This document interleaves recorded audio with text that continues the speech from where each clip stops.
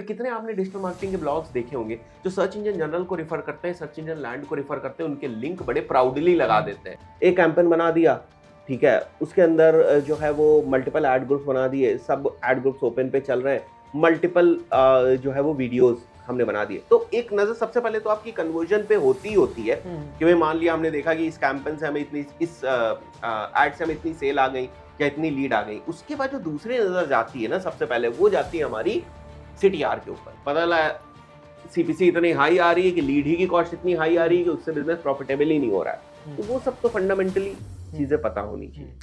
इन्हीं की जॉब्स है, इन्हीं की डिमांड है, इन्हीं पे लोगों को रिजल्ट्स आ रहे हैं, राइट। तो ये रीजन है कि ज्यादातर ये है। वरना मैंने एक कंटेंट लिखा, career in digital marketing field, मैंने एक कंटेंट लिखा। आप जो है वो आईटी के बारे में अपने ब्लॉग पे लिखते हो, राइट, इंफॉर्मेशन टेक्नोलॉजी करियर्स वगैरह के बारे में लिखते हो।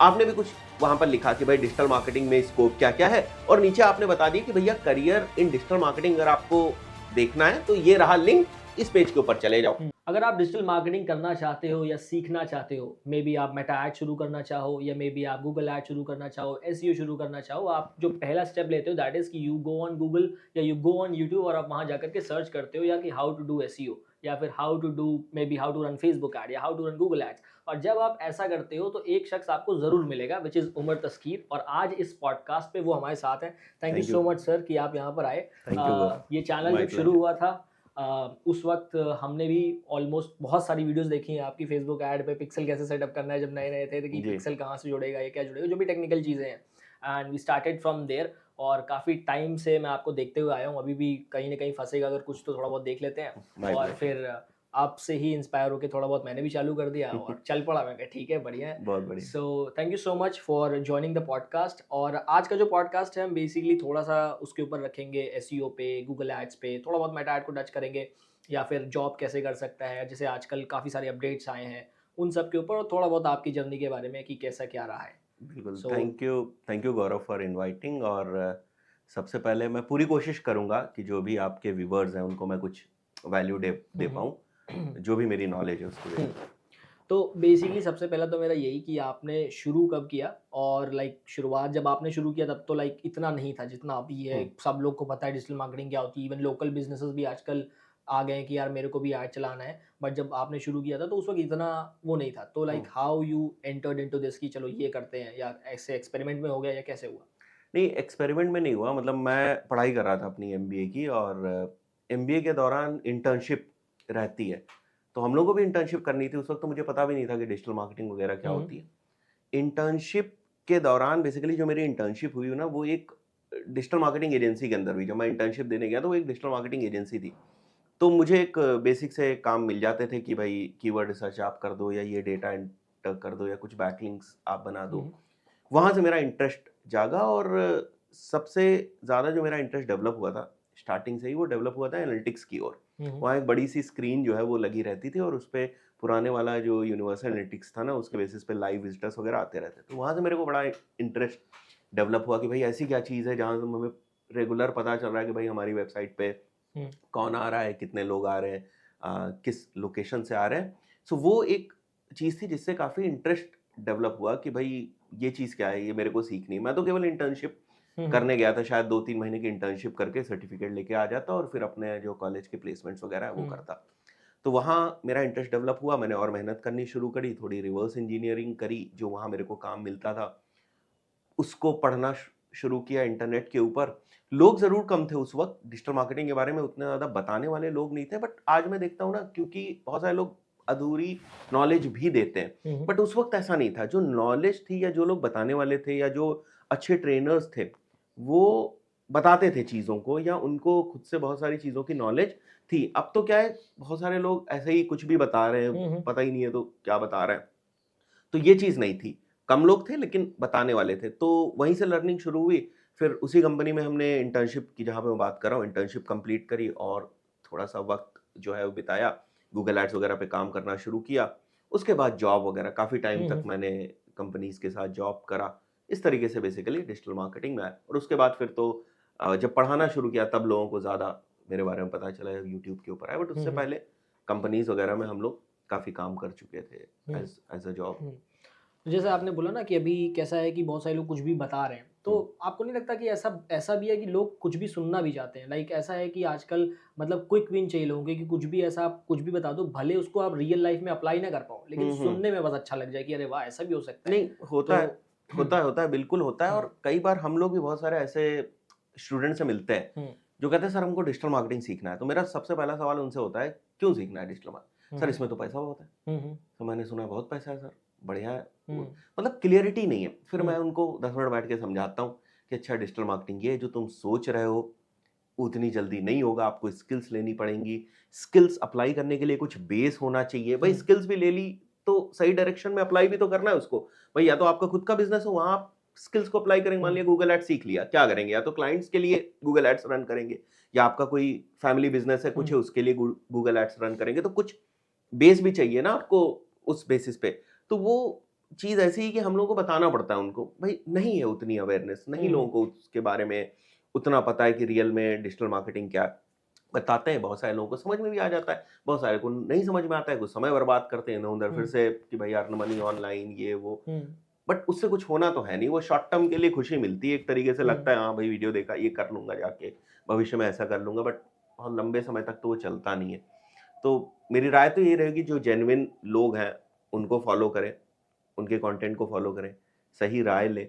और कोई पर्सन जो बहुत ही कम समय में, भाई सबसे बड़ा ट्रिगर यही है, कोई पर्सन अगर आपको बहुत ही कम समय हुँ, में कुछ बता रहा है ना, कि बहुत जल्दी आप पैसे कमा लोगे और ये सारी चीज़ें हैं या मेरे पास कोई ऐसा सीक्रेट है, उससे थोड़ा-सा दूर रहना चाहिए स्पेशली यूथ को, हुँ, है ना? बिकॉज़ अर्ली एज में बहुत सारे बच्चे होते हैं 17-18 में फुल ऑफ एनर्जी, कुछ भी कर सकते हैं। हुँ, हुँ, उनका 1-2 साल इन सारी चीज़ों में जो है वो खराब हो हुँ, हुँ, जाता है। फिर वो बिल्कुल। आते हैं, फिर से वापस आते हैं, चीज़ों को समझना शुरू करते हैं।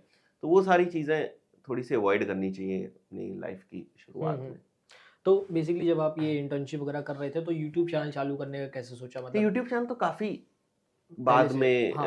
चालू हुआ ना। मेरी हुँ, इंटर्नशिप के बाद लगभग 4 साढ़े 4 साल मैंने जॉब करी, ठीक है? हुँ, उसमें ग्रोथ देखी और उसके बाद जो पुरानी कंपनी जिसमें मैं काम कर रहा था, वहाँ पर हमने यूट्यूब चैनल जो है हुँ, उस पे कंटेंट डालना शुरू किया। पहले से ही वहाँ पर हुँ, कंटेंट था, बट कुछ कंटेंट मैंने भी डालना शुरू किया वहाँ पर और वो चीज़ फिर लोगों को समझ में आई, हुँ, जो मेरा तरीका था पढ़ाने का। और वो फिर वहाँ पर भी हमने लगभग ढाई 3 साल जो है वो बहुत एग्रेसिवली कंटेंट हुँ, डाला और उसके बाद ये 2 ढाई साल से आप उमर हाँ, दस्तगीर वाले चैनल पे देख रहे हैं हुँ, किसके ऊपर कंटेंट हुँ, आ रहा है। तो लगभग 8-9 साल हो गए होंगे इस इंडस्ट्री के अंदर, जिनमें कंटेंट क्रिएशन मैंने 5 साल बहुत एग्रेसिवली किया हो, बट उससे पहले 4 साल प्रॉपर जॉब ही करी है। हुँ। मतलब आईटी कंपनीज़ में, डिजिटल मार्केटिंग एजेंसीज़ में जॉब ही करी।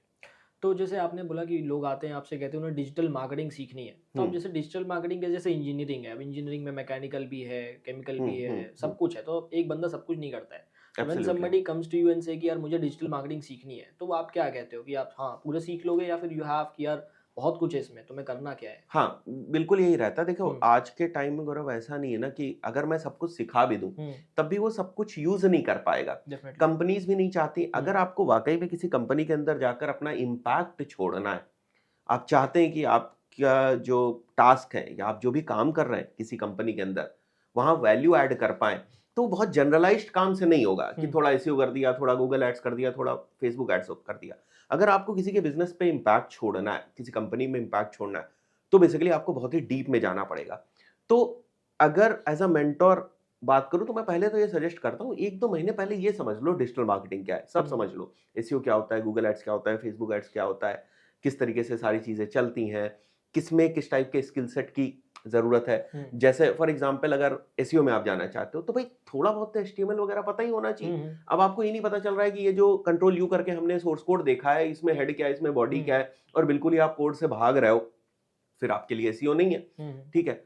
अगर आपको क्रिएटिविटी में बड़ा मज़ा आता है, अगर आपको जैसे आज के टाइम में आप देख रहे हैं बहुत सारी डी2सी ब्रांड्स हुँ, फ्लरिश कर रही हैं, हुँ, यूजीसी कंटेंट का बोलबाला है, यूजीसी कंटेंट, अगली कंटेंट, बहुत सारे टाइप से आ गया। क्रिएटिविटी, प्रोडक्शंस, हुँ, वीडियो एडिटिंग, इन सब में अगर इंटरेस्ट है, तो मेटा आपके लिए हो सकता है ना? तो इस तरीके से पहले हम कोशिश करते हैं कि एक पर्सन जिसको कुछ नहीं पता है पहले से, वो कम से कम digital marketing as a field को थोड़ा एक्सप्लोर हुँ, हुँ, कर ले इनिशियली कि क्या है। उसके बाद 1 डेढ़ महीने के बाद वो फिर डिसाइड करे कि मेरे को गूगल एड्स में जाना है। उसको पहले समझने की कोशिश करें, 1.5-2 महीने का टाइम लगेगा, फिर उसमें इंटर्नशिप करें, या डिपेंड करता है, देखिए इंडिविजुअल टू इंडिविजुअल, हो सकता है बहुत ही कम समय में वो अच्छी नॉलेज ले ले, तो कोर्स के बाद हो सकता है डायरेक्ट जॉब भी लग जाए, बट कुछ लोग ऐसे होते हैं जो उस लेवल तक नहीं कर पाते हैं, तो कोर्स के बाद इंटर्नशिप करते हैं। तो इस तरीके से मैं उसको रिकमेंड करूंगा कि वो आगे जाए, but at the end of the day अगर करियर बनाना है तो मैं यही कहूंगा कि आपको एक ही निश जो है वो सेलेक्ट करनी पड़ेगी। मैं नहीं कहूंगा कि आप मल्टीपल जो चीजें हैं वो करें एक साथ। तो जैसे लेट सपोज इफ कोई स्टूडेंट है, तो लाइक एक होता है कि यार आजकल तो जैसे क्या है, इतना ज़्यादा नॉलेज है, तो बच्चे छोटे ही टाइम से कोशिश करते हैं कि यार स्कूल में ही है, ट्वेल्थ में कर रहे हैं, वहीं से शुरू कर दिया, एक है कि बाद में शुरू कर दिया। तो जैसे ये है कि राइट एज तो चलो कुछ भी नहीं है, आप कभी भी कुछ भी सीख सकते हो, घर से कर सकते हो। एब्सोल्युटली। तो लेट सपोज अब डिजिटल मार्केटिंग मैं करना चाहता हूँ, अभी मैं ऐसा करता हूँ कि यार मैं एक ऐसा बंदा हूँ जिसको कुछ नॉलेज नहीं है, ठीक है। अब I will try to get some knowledge from you, I am a very fresh newbie, and अब मुझे डिजिटल मार्केटिंग बारे में पता चला कि यार यहाँ पे पैसा है, वही कि मुझे हाँ। पैसा दिखा। अब पैसा देखा, अब मुझे आया हूँ कि हाँ चलो ठीक है, कैसे अब मुझे शुरू करना है। तो डिजिटल मार्केटिंग में मेरे पास 3 इंपॉर्टेंट चीज़ें आए हैं कि भाई मुझे एसईओ के बारे में नॉलेज है, हाँ मतलब एसईओ के बारे में सीखना चाहता हूँ कि एसईओ क्या होता है। एक हो गया गूगल एड्स और एक हो गया मेटा एड्स, कि हाँ ये 3 एब्सोल्युटली। चीज़ें हैं जो भी अभी बेसिक मार्केट में इन डिमांड है। बाकी क्रिएटिव एजेंसी बहुत सारी चीज़ें हैं, बट ये 3 ऐसा है जो अगर कोई ऐसा बंदा है जो कुछ नहीं पता, वो भी इन तीनों का नाम एक्चुअली जानता होगा। हाँ गौरव, क्या है ना कि मतलब जब डिजिटल मार्केटिंग को मोटे तौर पे आप देखोगे तो जितनी भी एक्टिविटीज है डिजिटल मार्केटिंग की, शायद उन सभी एक्टिविटीज को इसलिए किया जा रहा है कि आपके प्लेटफॉर्म पे, आपकी ऐप पे, आपकी वेबसाइट पे ट्रैफिक आ सके, राइट। अल्टीमेट हाँ। गोल ये है, फिर ट्रैफिक कन्वर्ट हो वो फिर आगे की बात है। बट जब हम ट्रैफिक सोर्सेज की बात करते हैं ना, तो 3 ही सबसे बड़े ट्रैफिक सोर्सेज हैं आज के टाइम में। One is SEO, another one is Google ads, तीसरा and Meta. Third one is Meta का इकोसिस्टम।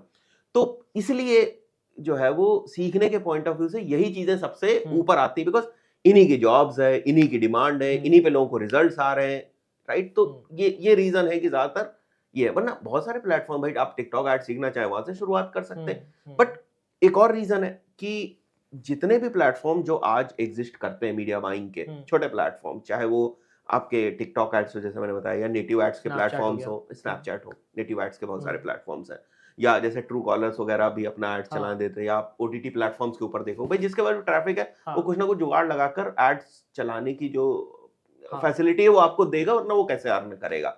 इन सबका जो बेस है, अगर कोई प्लेटफॉर्म इनबाउंड है तो उसका बेस गूगल एड्स आपको देखने को मिलेगा। गूगल एड्स किस तरीके से ही वो काम करेगा, राइट। अगर कोई आउटबाउंड प्लेटफॉर्म है तो आप देखोगे कि उसका भी इकोसिस्टम मेटा की तरीके से ही काम करता है। सब लोग इन्हीं दोनों प्लेटफॉर्म्स को जो है मेजरली कॉपी कर रहे हैं। तो अगर आप इनसे शुरुआत करते हैं तो कहीं ना कहीं आपका बेस जो है वो भी काफी मजबूत हो जाता है कि भविष्य में कोई भी प्लेटफॉर्म मीडिया बाइंग का अगर आप देखते हैं तो आपको प्रॉब्लम नहीं होगी। तो इसीलिए ये सबसे ज्यादा पॉपुलर प्लेटफॉर्म जो है वो है। तो अगर जैसे लेट्स सपोज मुझे एसईओ स्टार्ट करना है, ठीक है, कि मैं एसईओ में शुरू करना चाहता हूँ, तो पहली लाइक फर्स्ट स्टेप क्या होगा एसईओ के लिए? या फिर जैसे एसईओ का मतलब ये है कि भाई मुझे अभी इतना पता है कि एसईओ का मतलब है कि मेरी वेबसाइट को रैंक कराना है, कि गूगल पे पहले दूसरे नंबर पे रैंक कर जाए। तो लेट्स सपोज एसईओ में क्या क्या चीज़ें हैं जो मतलब एक किसी भी को अगर वो सीखने जा रहा है, तो ये चीज़ें हैं जिन पे आपको ज़्यादा फोकस करना है, एंड देन फिर आगे टेक्निकलिटीज़ की बात करें। देखो वो बिल्कुल सही कहा आपने कि जब एसईओ की बात होती है ना, सर्च इंजन ऑप्टिमाइजेशन की, तो जो सबसे पहले चीज समझ में आती है वो यही आती है कि एक कीवर्ड होगा, उसको हमें रैंक कराना है। एसईओ एक प्रोसेस है और उस प्रोसेस के थ्रू बहुत सारी चीजें अचीव करी जा सकती है। देखो हमारे पास जब बहुत सारी वेबसाइट्स आती हैं, उनमें से कुछ वेबसाइट्स ऐसी होती है जिनका पर्पस उस वक्त रैंकिंग नहीं होता है। वो हमसे कहते हैं उमर, हमारी वेबसाइट के ऊपर जो ट्रैफिक है ना वो 1 मिलियन का ट्रैफिक है, हमें इस ट्रैफिक को 10 गुना करना है, 10 मिलियन हमें इस ट्रैफिक को करना है। आप इसकी स्ट्रैटेजी बनाएं। आपको क्या लगता है कि अगर मैं 5 कीवर्ड्स उठा लूं और 5 कीवर्ड्स का क्या सर्च वॉल्यूम इतना होगा कि मैं 1 मिलियन से उसको 10 मिलियन कर दूं? नहीं होगा। भाई एक कीवर्ड का मान लिया सर्च वॉल्यूम 5000 है, 5 कीवर्ड उठा लिए तो 25,000 सर्च वॉल्यूम हो गया, 10 कीवर्ड उठा लिए तो 50,000 सर्च वॉल्यूम हो गया। तो वहां पर ये चीज नहीं चलती कि भाई इस कीवर्ड को उठा के बस रैंक कराना है। वहां आपको स्ट्रेटेजिक लेवल पे बहुत कुछ प्लान करना पड़ता है कि भाई कौन सी इंटेंट हम मिस कर रहे हैं। 1 मिलियन का ट्रैफिक अभी करंटली किस टाइप की इंटेंट से हमारे पास आ रहा है, मतलब किस टाइप के कीवर्ड से आ रहा है, कितने पेजेस से आ रहा है, क्या चीज हम कवर कर पाए, क्या चीज हम नहीं कवर कर पाए, क्या 10 मिलियन का ट्रैफिक आ भी सकता है या नहीं आ सकता है। तो ये सब भी बहुत सारी चीजें उसके साथ जुड़ी हुई होती हैं। तो अगर आपके क्वेश्चन पे वापस आऊं तो एसईओ में सबसे इंपॉर्टेंट चीज है ये फिगर आउट करना कि एसईओ के थ्रू आप चाहते क्या हो। जैसे मैंने बताया ना कि कोई चाहता है कि मेरे को ट्रैफिक मल्टीप्लाई करना है, कोई चाहता है कि मेरे को ये मेरे 5 कीवर्ड्स हैं, इनकी मेरे को रैंकिंग ऊपर करनी है। अब पता चला 5 कीवर्ड्स का फॉर एग्जांपल सर्च वॉल्यूम 1000 है, तो अगर 1000 सर्च वॉल्यूम है और तुम टॉप 1 की पोजीशन पे भी रैंक कर गए, तब भी मान के चलते हैं आप 25-30% ही ट्रैफिक उसका ला पाओगे, है ना, 100% तो ला नहीं पाओगे। तो 1000 के सर्च वॉल्यूम पे आप ट्रैफिक कितना खींच रहे हो, 250 का ट्रैफिक अगर पहली पोजीशन पे हो। फिर ये नहीं रोना होना चाहिए कि देखो मेरी वेबसाइट पे ट्रैफिक नहीं आ रहा है, 250 का ट्रैफिक आ रहा है, मेरी वेबसाइट पे तो 5000 का ट्रैफिक आना चाहिए, बिकॉज आपने उस नजरिए से एसईओ के ऊपर काम नहीं किया था। आपने 5 कीवर्ड्स पकड़े, उनके हिसाब से आपके पास पेजेस थे, उनके हिसाब से आपने बैकलिंक्स बनाए, उन पेजेस को बेसिकली रैंक करने के लिए एक स्पेसिफिक कीवर्ड या कुछ टाइप ऑफ कीवर्ड्स जिनकी इंटेंट सेम हो उसके ऊपर रैंक करने की आपने कुछ की। तो ये क्लियरिटी होना बहुत ज्यादा जरूरी है कि एग्जैक्टली आप एसईओ से करना क्या चाहते हो। SEO is the process of ranking your web pages on certain keywords. ठीक है, टेक्निकल डेफिनेशन में समझ में आता है, पर जब एग्जैक्टली आप इसको करने जाओगे तो आपका गोल क्या है, आप ट्रैफिक को मल्टीप्लाई करना चाह रहे हैं या सर्टेन कीवर्ड्स पे रैंकिंग आप चाह रहे हैं, वो सारी चीजें भी बहुत ज्यादा इंपॉर्टेंट। तो मैं सबसे पहले यही सिखाता हूं जो मैथ्स है बिहाइंड एसईओ कि कितना ट्रैफिक आ सकता है। भाई बहुत सारे लोग वेबसाइट बनाकर ले आए, 5 पेज बनाकर ले आए, ये मेरे को इतना ट्रैफिक चाहिए, हो ही नहीं सकता। बहुत सारे लोग ले आए, वेबसाइट एसईओ फ्रेंडली नहीं है। अब हम उनको अगर बोलते हैं, सजेस्ट करते हैं कि वेबसाइट को रिवैम्प कर दीजिए वरना नहीं होगा, नहीं, वो रिवैम्प नहीं करना चाहते। वो आने वाले टाइम में एजेंसी को 50,000 रुपए पर मंथ एसईओ की रिटेनर फीस दे देंगे, लेकिन अगर 50,000 रुपए शुरुआत में वेबसाइट को रिवैम्प करवाने में लगाना है तो नहीं लगाएंगे।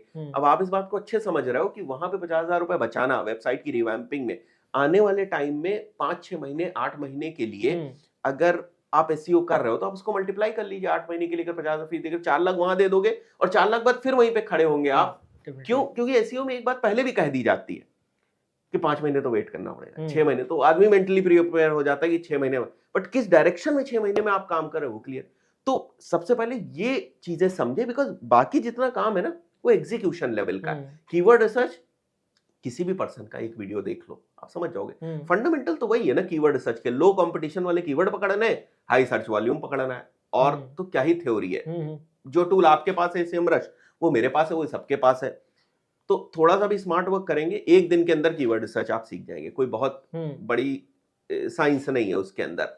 कीवर्ड्स को किस तरीके से प्लेस करना है ऑन पेज के पॉइंट ऑफ व्यू से कुछ टाइम में आप सीख जाएंगे। बैकलिंक बनाना कुछ टाइम में सीख जाएंगे। लेकिन जो मैंने आपको शुरुआत की चीजें बताई कि इस वेबसाइट पे एसईओ करना है कि नहीं करना है तो कितना करना है, किस केपीआई को ध्यान में रख के करना है, वो चीजें काफी अनुभव से आती हैं।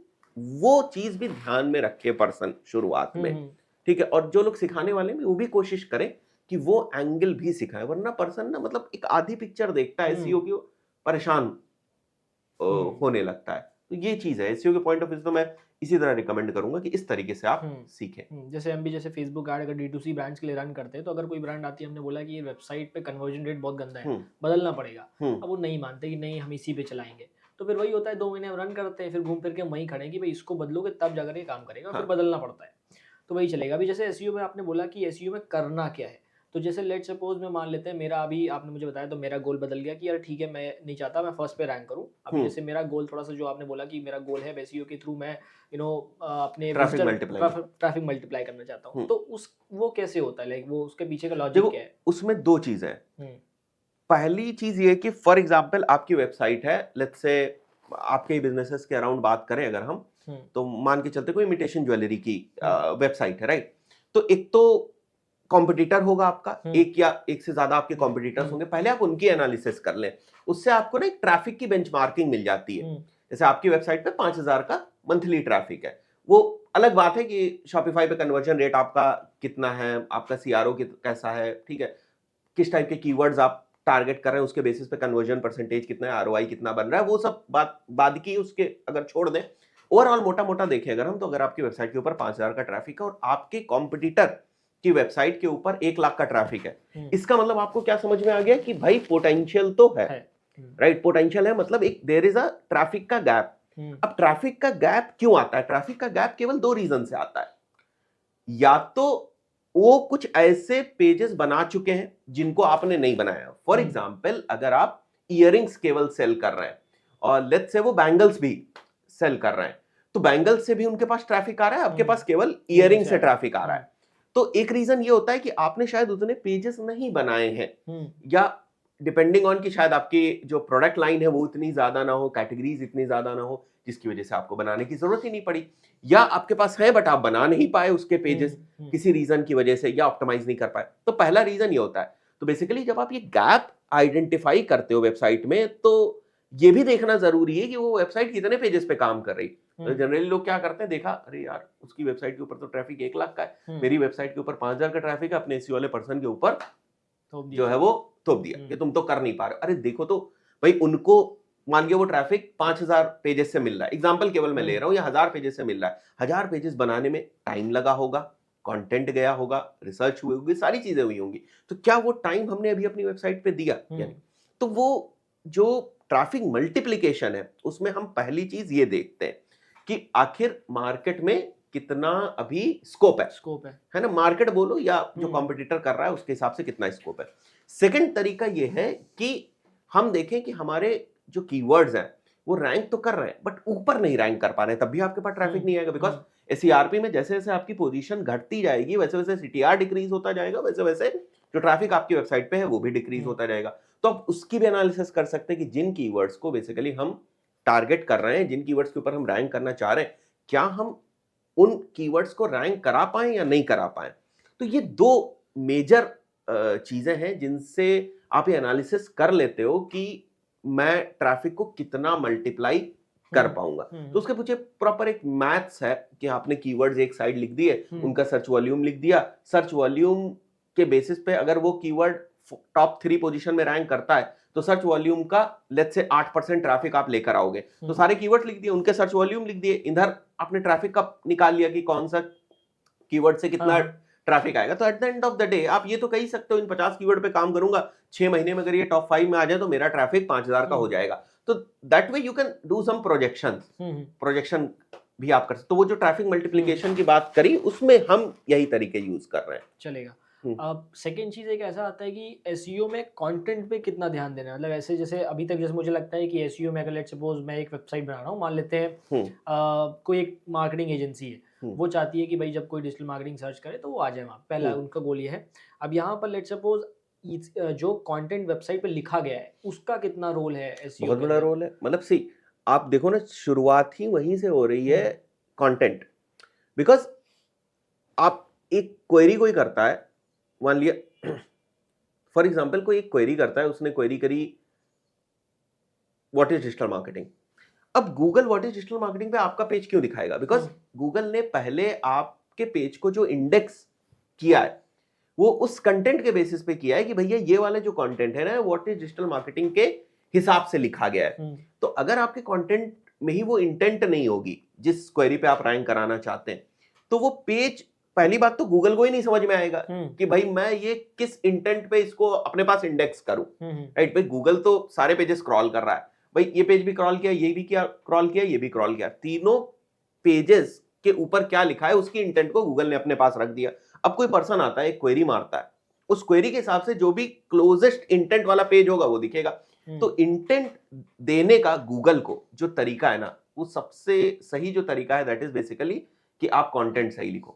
राइट। अब उसमें भी फिर बहुत सारी चीजें आ जाती है कि आपने कॉम्पिटिटर के कंटेंट को किस तरीके से रिसर्च किया, या कॉम्पिटिटर ने किस तरीके से कंटेंट लिखा है। मान लिया कॉम्पिटिटर ने बहुत ही खराब कंटेंट लिखा है, तो आप एक नॉर्मल सा कंटेंट लिखकर भी रैंक कर सकते हैं। बट मान लिया कॉम्पिटिटर ने अच्छा कंटेंट लिख दिया, या कोई दूसरा पर्सन है उसने अच्छा लिख दिया, तो आप डी रैंक भी हो जाएंगे। तो ये लाइक फाइट है, इट्स अ रिलेटिव फाइट। मतलब यहाँ पर ऐसा नहीं कि पोजीशन नंबर 1 पे कोई पहुंच गया तो वो नीचे नहीं आ सकता, नीचे वाला भी आपको पुश करके ऊपर जो है वो जा सकता है। तो कंटेंट का तो 100% रोल है, इसमें कोई और दूसरा ऑप्शन नहीं है।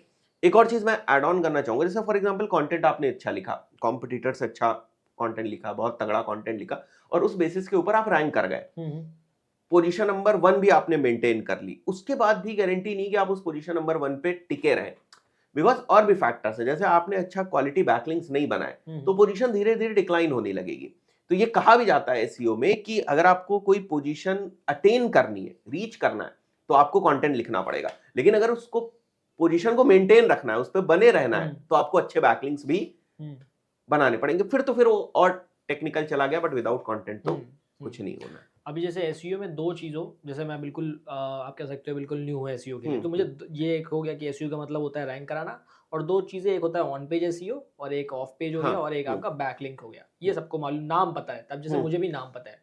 तो ये on page of page SEO क्या होता है, लाइक इसका क्या अगर बिल्कुल फंडामेंटली बताऊं तो जब आप अपनी वेबसाइट के ऊपर काम करते हैं, अपने वेब पेजेस के ऊपर बेसिकली काम करते हैं, बिकॉज एक और चीज क्लियर करनी कि वेबसाइट्स नहीं रैंक होती हैं, वेब पेजेस रैंक होते हैं, राइट। सो जब भी आप अपने वेब पेज पे काम करते हैं, उसके कंटेंट पे काम करते हैं, आपने कीवर्ड्स को उसके अंदर स्टफ करना है, आपको इमेजेस के अंदर ऑल टेक्स्ट लगाना है, तो कुछ जो गूगल की गाइडलाइंस हैं कि हमारा कंटेंट किस तरीके का होना चाहिए, जब आप उन गाइडलाइंस को फॉलो करके काम करते हैं अपने पेज के ऊपर, that is basically the on page activity.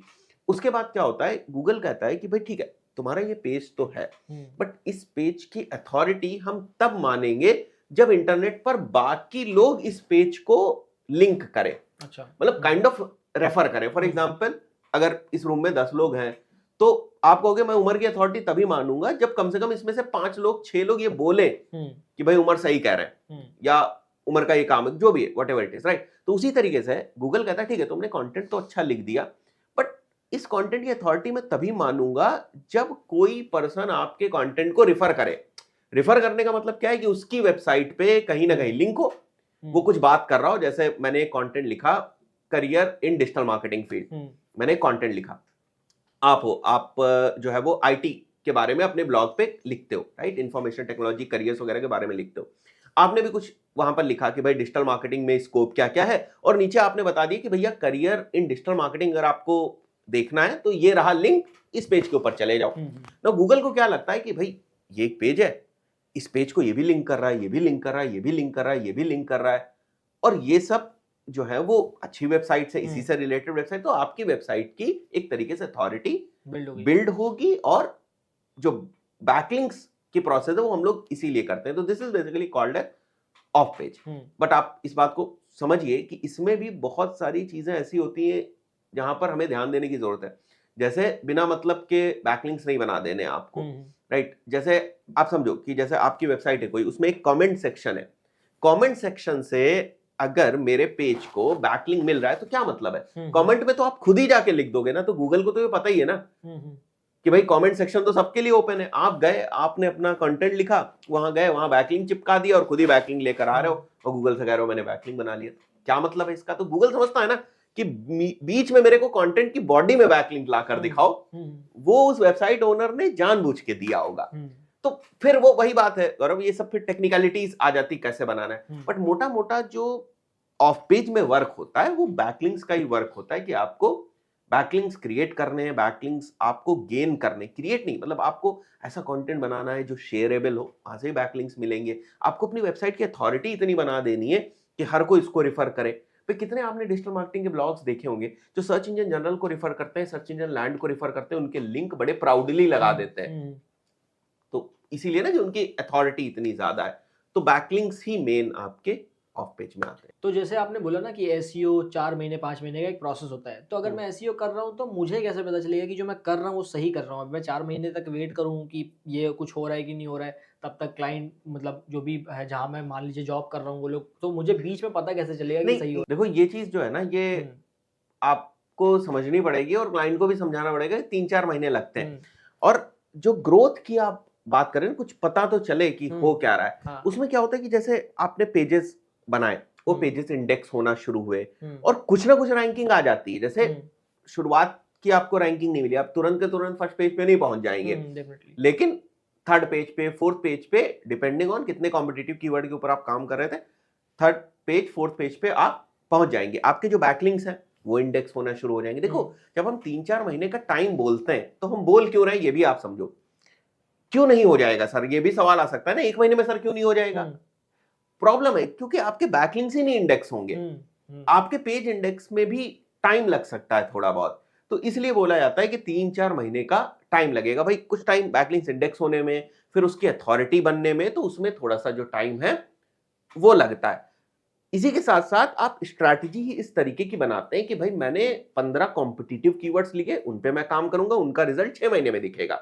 लेकिन कुछ मैं नॉन कॉम्पिटिटिव कीवर्ड्स ले लेता हूं, ब्लॉग लिख देता हूं, जिससे कि तुरंत तुरंत वो ब्लॉग्स हमारे रैंक होने शुरू हो जाए और कुछ ना कुछ ट्रैफिक आना उस पर शुरू हो जाए। बट अगर कोई कहता है कि बहुत ही हायर कॉम्पिटिटिव कीवर्ड सर, इसको भी आप 2 दिन के अंदर रैंक करा के दिखा दो, तो वो तो बात फिर ठीक नहीं है। तो वो मिक्स ऑफ स्ट्रैटेजी को यूज किया जाता है ताकि हम जो अचीव करना चाहते हैं उसमें जितना टाइम लग रहा है और जो बाकी की चीजें हैं उनको भी हम कुछ रैंक कराकर जो ट्रैफिक है वो ला सकें। तो ये स्ट्रैटेजी फॉलो करते हैं बेसिकली। ठीक है, तो अब एसईओ में जैसे मान लीजिए 4-5 महीने लगते हैं, मुझे 4-5 महीने नहीं देने हैं, तो अब मेरे पास ऑप्शन है कि अब मैं पैसे खर्च करता हूँ। अब यहाँ पे समय था, अब एड्स में हम जा रहे हैं। तो एड्स में 2 हैं मेरे पास, एक मेटा हो गया और एक गूगल हो गया। दोनों के अपने अलग-अलग तरीके हैं। तो फिलहाल के लिए पहला क्वेश्चन यही कि मेटा एड्स, गूगल एड्स, ये दोनों में फ़र्क क्या है? और अगर कोई शुरू कर रहा है तो लाइक उसको क्या चीज़ देखनी चाहिए कि हाँ चलो यार मुझे पहले मेटा से शुरू करना चाहिए। एक लिमिटेड बजट है, लेट्स सपोज मान लेते हैं कि मेरा बजट महीने का 1 लाख रुपए का है। तो अब 1 लाख में मैं तो नहीं रिकमेंड करता कि आप गूगल भी कर लो और मेटा सब कर लो साथ में। बाकी आप क्वेश्चन ये है कि मेटा और गूगल फ़र्क क्या है? और अगर 1 लाख का बजट है, लेट्स सपोज ई-कॉमर्स की निश है या फिर हम एक मान लेते हैं किसी की ट्रैवल एजेंसी है, तो क्या करना चाहिए? देखो मैं आपको बताता हूँ, जैसे जब हम एज एन एजेंसी लोगों के साथ काम करते हैं तो बेसिकली ब्रॉडर कैटेगरी में 2 टाइप के बिजनेसेस में डिवाइड होता है। एक होता है हमारा लीड जनरेशन बिजनेस और एक जो D2C बिजनेस है वो हो गया। नाउ एक रिवर्स कैलकुलेशन हम लोग करते हैं दोनों ही टाइप के बिजनेस के लिए, चाहे आप उसको मीडिया प्लान बोल सकते हैं, वो करते हैं और उसके बेसिस पे हम डिसाइड करते हैं कि हमें किस प्लेटफॉर्म के ऊपर जाना है।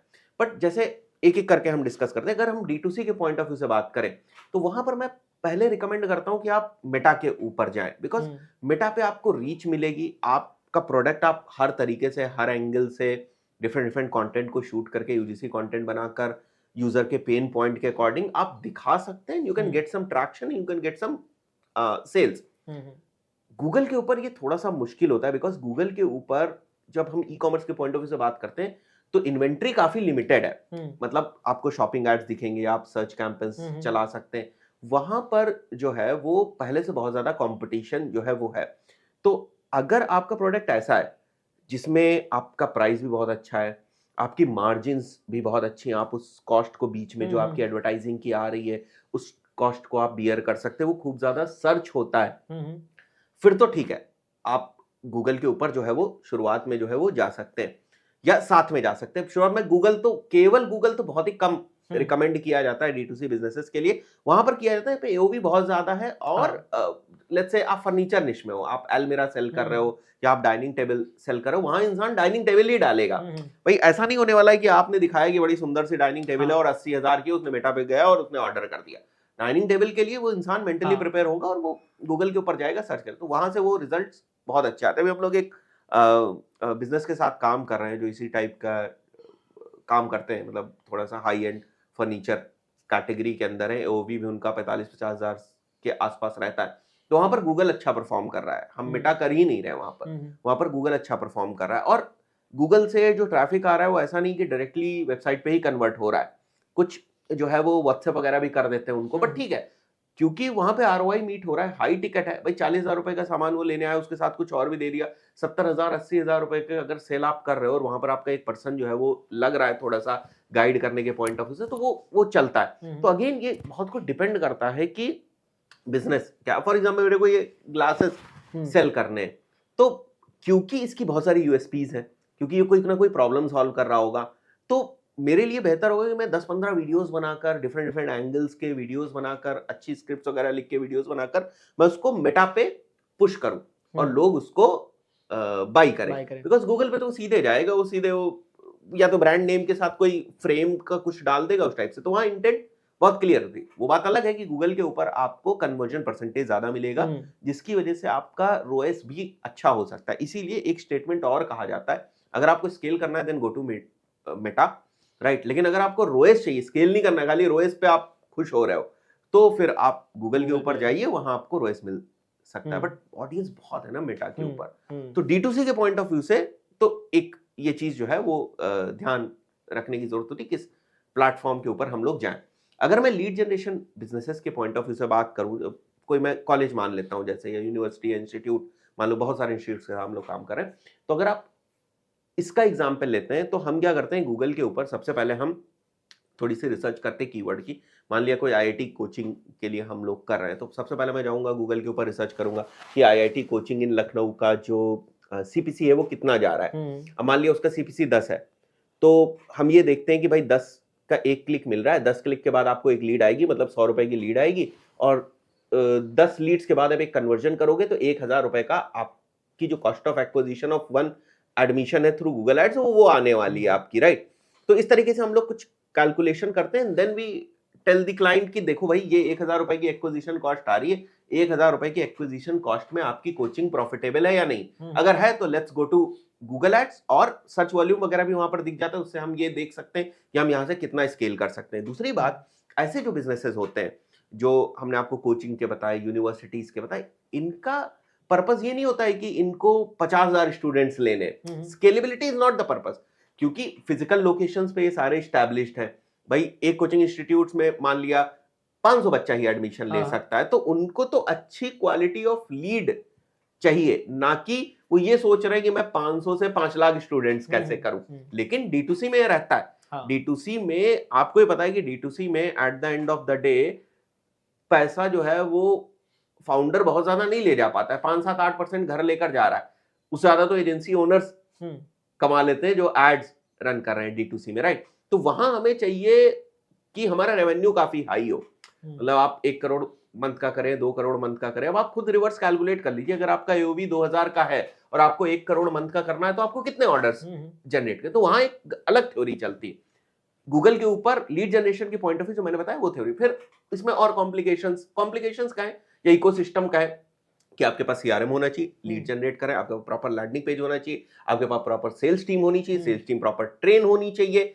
और एक और बात हम लोग बिजनेस ओनर से बोलते हैं कि जैसे फॉर एग्जांपल वो ऑफलाइन कोई एक्टिविटी कर रहा है, कोई बिजनेस ओनर, उससे उसके पास लीड आ रही है, तो जो क्वालिटी ऑफ लीड उसकी ऑफलाइन एक्टिविटी से आ रही है और जो क्वालिटी ऑफ लीड उसकी ऑनलाइन एड से आ रही है वो डिफरेंट होगी।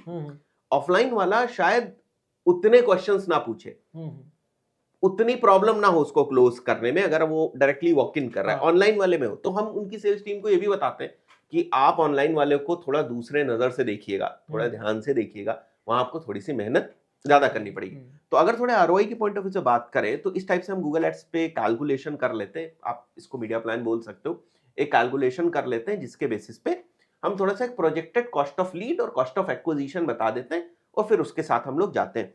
मेटा में भी ये कैलकुलेशन हम लोग करते हैं, बट उसकी मेट्रिक अलग है। फॉर एग्जांपल अगर मेटा पे सीपीएम जो है मान के चलते हैं कि इस इंडस्ट्री का सीपीएम 200 रुपए के आसपास चल रहा है मेट्रो सिटीज के अंदर, एक एग्जांपल केवल ले रहे हैं, ऊपर नीचे हो सकता है, you can understand, but CPM अगर इतने का चल रहा है और हम मान के चल रहे हैं कि इतना % ऑफ सीटीआर मिल जाएगा, तो सीपीएम पता है हमें, सीटीआर पता है हमें, नंबर ऑफ क्लिक्स हमें पता चल जाएगी, सीपीएम की कॉस्ट पता है हमें, सीपीसी हमें पता है, नंबर ऑफ क्लिक्स पता है, हमें पता है कन्वर्जन परसेंटेज कितना होगा।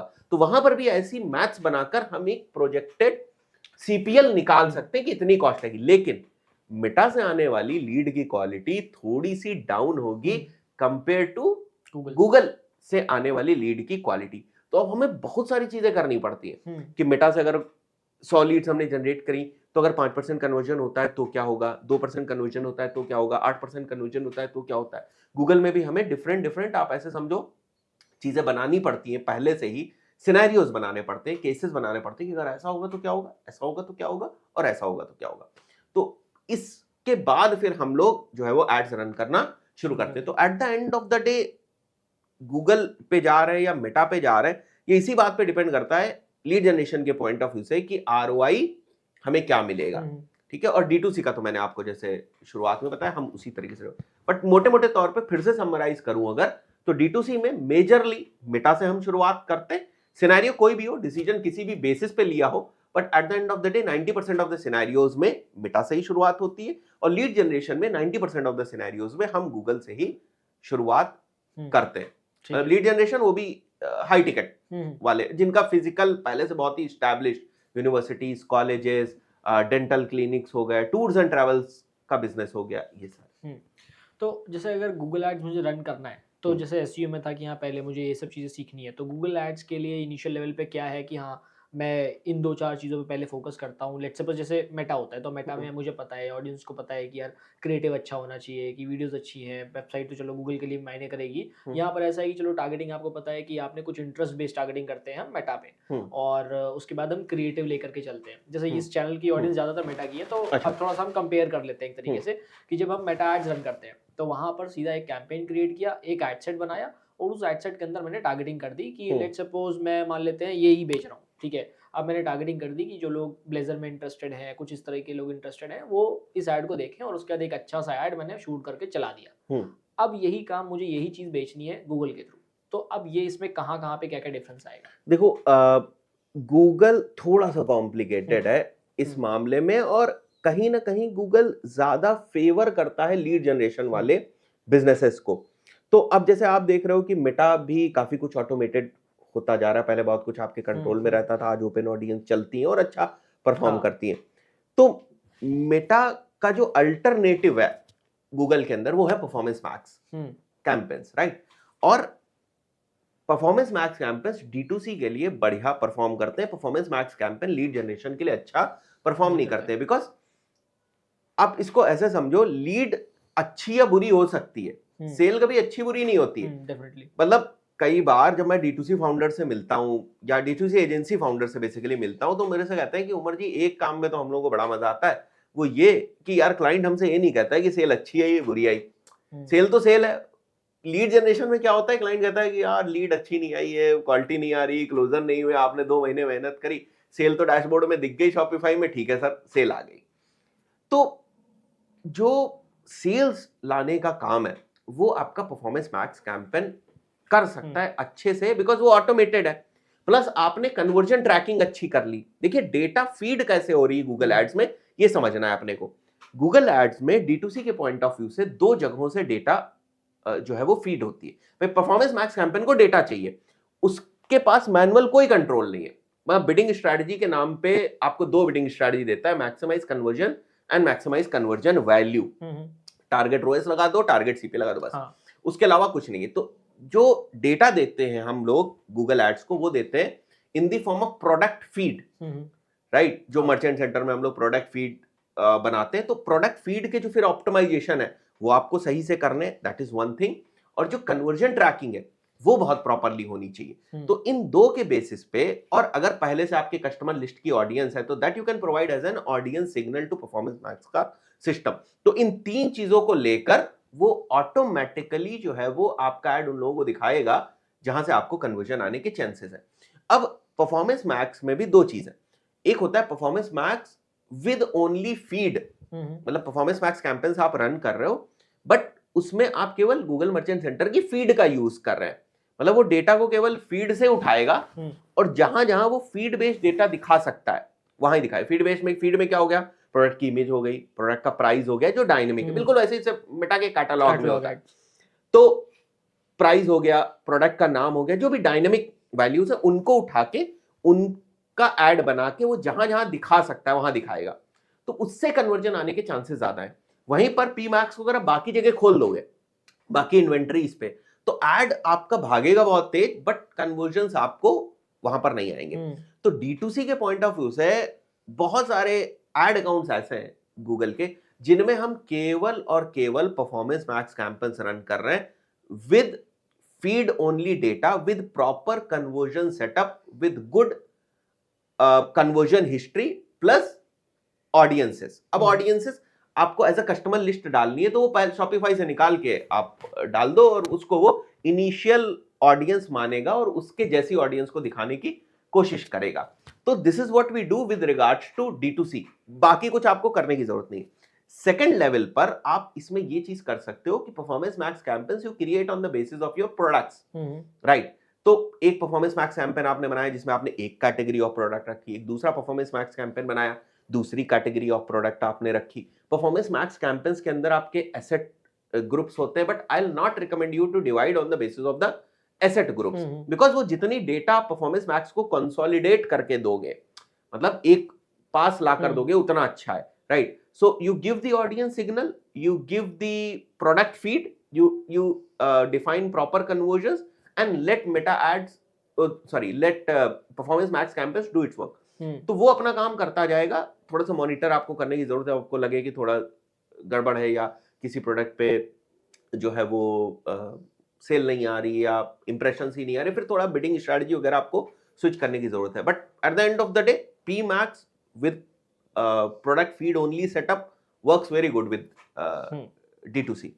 जो आपका क्वेश्चन था कि गूगल एड्स में और क्या क्या चीज़ें होती या किस तरीके से गूगल एड्स की शुरुआत करनी चाहिए, गूगल एड्स ना थोड़ा सा और ऐसा आप उसको समझो ना, वो मॉनिटरिंग मांगता है थोड़ी सी। मतलब जैसे फॉर एग्जांपल अगर लीड जनरेशन के पॉइंट ऑफ व्यू से भी हमने 20 कीवर्ड्स डाल दिए, एड कॉपी हमने बना दी, लैंडिंग पेज उससे अटैच कर दिया, अब तुमको थोड़ा देखना पड़ेगा कि किस कीवर्ड पे क्लिक्स आ रहे हैं, किस कीवर्ड पे क्लिक्स नहीं आ रहे हैं, राइट, किसको निगेटिव करना है, सर्च टर्म में कोई और नया कीवर्ड तो ऐड करना नहीं है, राइट, क्यों नहीं आ रहे हैं, इंप्रेशंस ही नहीं आ रहे हैं, क्लिक्स नहीं, क्योंकि वहां ना क्लिक के ऊपर आप बहुत तेजी से पैसा स्पेंड करो, थोड़े से मॉनिटरिंग वो ज्यादा मांगता है। मेटा उतनी मॉनिटरिंग नहीं मांगता है, बिकॉज आपको मेंटली आपको पता होता है कि भाई 500 रुपए मैं लगा रहा हूं, 100 रुपए की सीपीएम आ रही है, 5000 इंप्रेशंस आएंगे और उसके हिसाब से क्या होने वाला है वो आपको पता।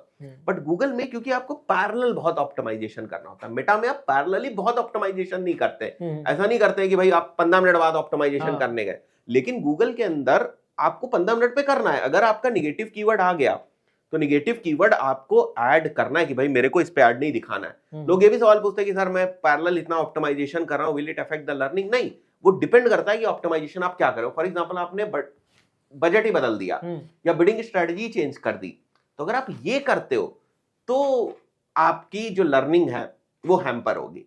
लेकिन अगर आप निगेटिव कीवर्ड्स मार्क कर रहे हैं, कीवर्ड्स को ऐड कर रहे हैं, वो आपकी लर्निंग को नहीं इफेक्ट करता है, राइट। चलेगा।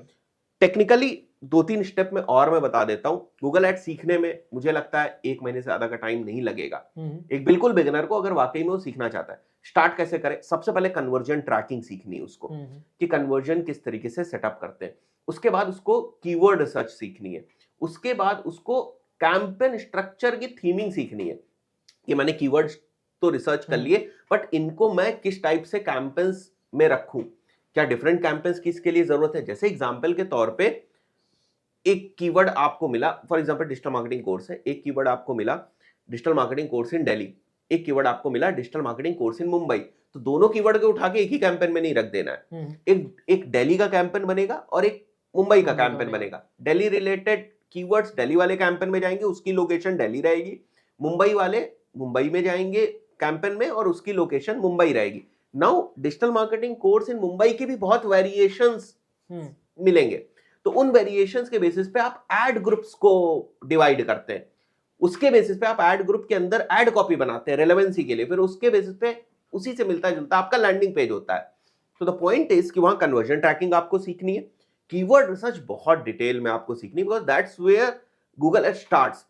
गूगल एड्स मतलब सर्च कैंपेन्स। अब थोड़ा परफॉर्मेंस वगैरह, अब थोड़ा पी मैक्स वगैरह कैंपेन्स इतने पॉपुलर हो गए, बट गूगल एड्स का वैसे तो मतलब सर्च कैंपेन ही है ज्यादातर सिनेरियोज में, राइट। यूट्यूब कैंपेन्स भी बहुत पॉपुलर हुए पिछले टाइम में, बिकॉज क्योंकि ट्रैफिक है ना यूट्यूब पे। देखो जहां ट्रैफिक है वहां एड्स चलेंगे। पहले ट्रैफिक गूगल सर्च पे ज्यादा था, अब यूट्यूब पे भी उतना ही ज्यादा ट्रैफिक है।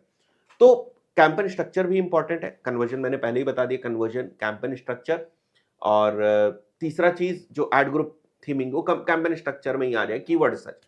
तो ये 3-4 चीजें ठीक से समझ में आ गई, साथ में प्लेस करना आ गया, तो आप गूगल एड्स में कोई बहुत बड़ी बात नहीं। उससे पहले ये मैथ्स ऑफ बिजनेस तो समझ में आनी चाहिए ना। पता लगा सीपीसी इतनी हाई आ रही है कि लीड ही की कॉस्ट इतनी हाई आ रही है कि उससे बिजनेस प्रॉफिटेबल ही नहीं हो रहा है, तो वो सब तो फंडामेंटली चीजें पता होनी चाहिए। हाँ, ये जैसे हम मेटा एड्स भी अगर रन करते हैं तो ये जो मेट्रिक्स हैं, जैसे मैं उसी पे आ रहा हूँ, जैसे अब गूगल एड्स और सीखना है तो टेक्निकल हो जाएगा वो, फिर उसके लिए सेटअप चाहिए हमें।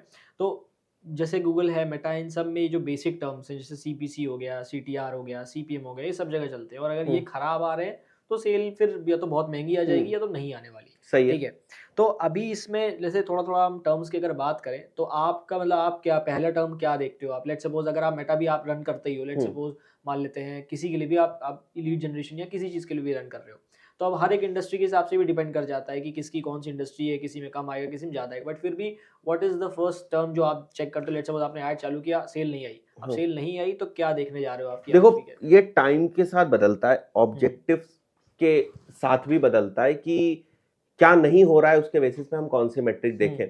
लेकिन मोटा माटी अभी जिस टाइप के कैंपेन स्ट्रक्चर्स पे हम काम कर रहे हैं मेटा में, शायद हमारे लिए one of the most important metric CTR है, क्योंकि हम बहुत ज्यादा क्रिएटिव टेस्टिंग कर रहे हैं, बहुत ज्यादा डायनेमिक क्रिएटिव टेस्टिंग बहुत ज्यादा कर रहे हैं।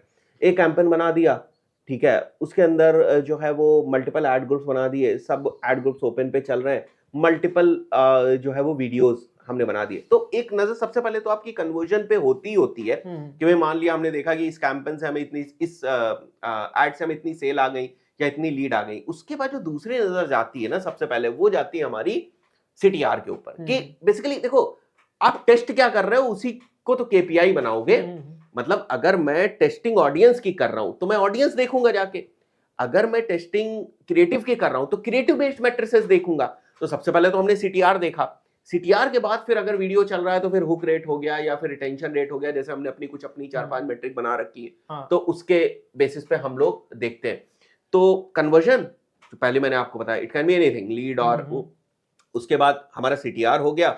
उसके बाद सीटीआर के बाद अगर वीडियो है तो उससे रिलेटेड बहुत सारी मेट्रिक हो गई, और उसके बाद हम लोग लैंडिंग पेज की भी मैट्रिसेस जो होती है उसको भी हम लोग थोड़ा सा देखते हैं कि लैंडिंग पेज हमारा किस तरीके से परफॉर्म कर रहा है। या अगर D2C के पॉइंट ऑफ व्यू से बात करें तो add to cart to initiate checkout कितने हैं, इनिशिएट चेकआउट टू परचेज कितने हैं, ये सारी मैट्रिसेस भी हम लोग देखते हैं। सीपीसी वगैरह पे मैं उतना ज्यादा ध्यान नहीं रखता हूँ, because at the end of the day मेरे को बस क्लिक टू कन्वर्जन समझना होता है कितना आ रहा है। सीपीसी किसी पॉइंट पे बढ़ भी सकती है, किसी पॉइंट पे घट भी सकती है।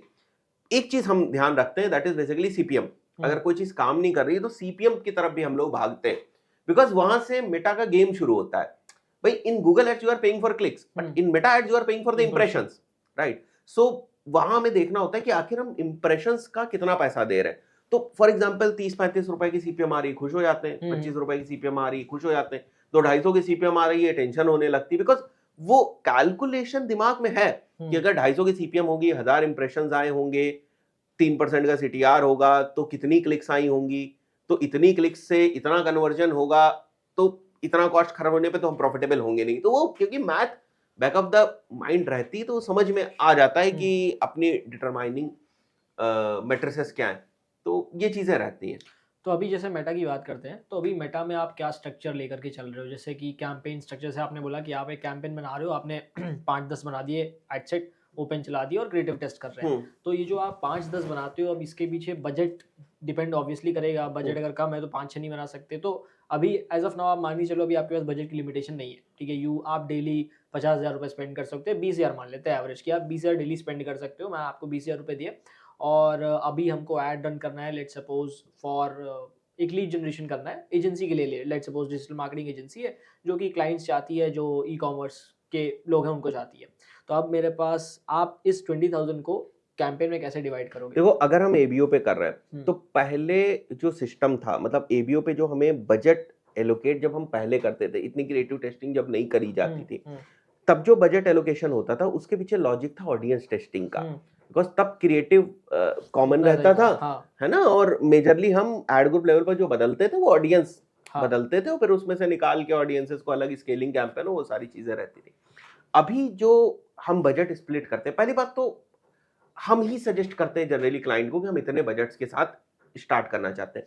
तो जो सिंपल सी थ्योरी हम लगाते हैं D2C के पॉइंट ऑफ व्यू से अगर हम बताएं, तो जो भी AOV है उसका 2 से 3 गुना हम एड सेट लेवल पर रखते हैं, because let it like flow, थोड़ा सा ऊपर नीचे फ्लक्चुएट होने दो उसको।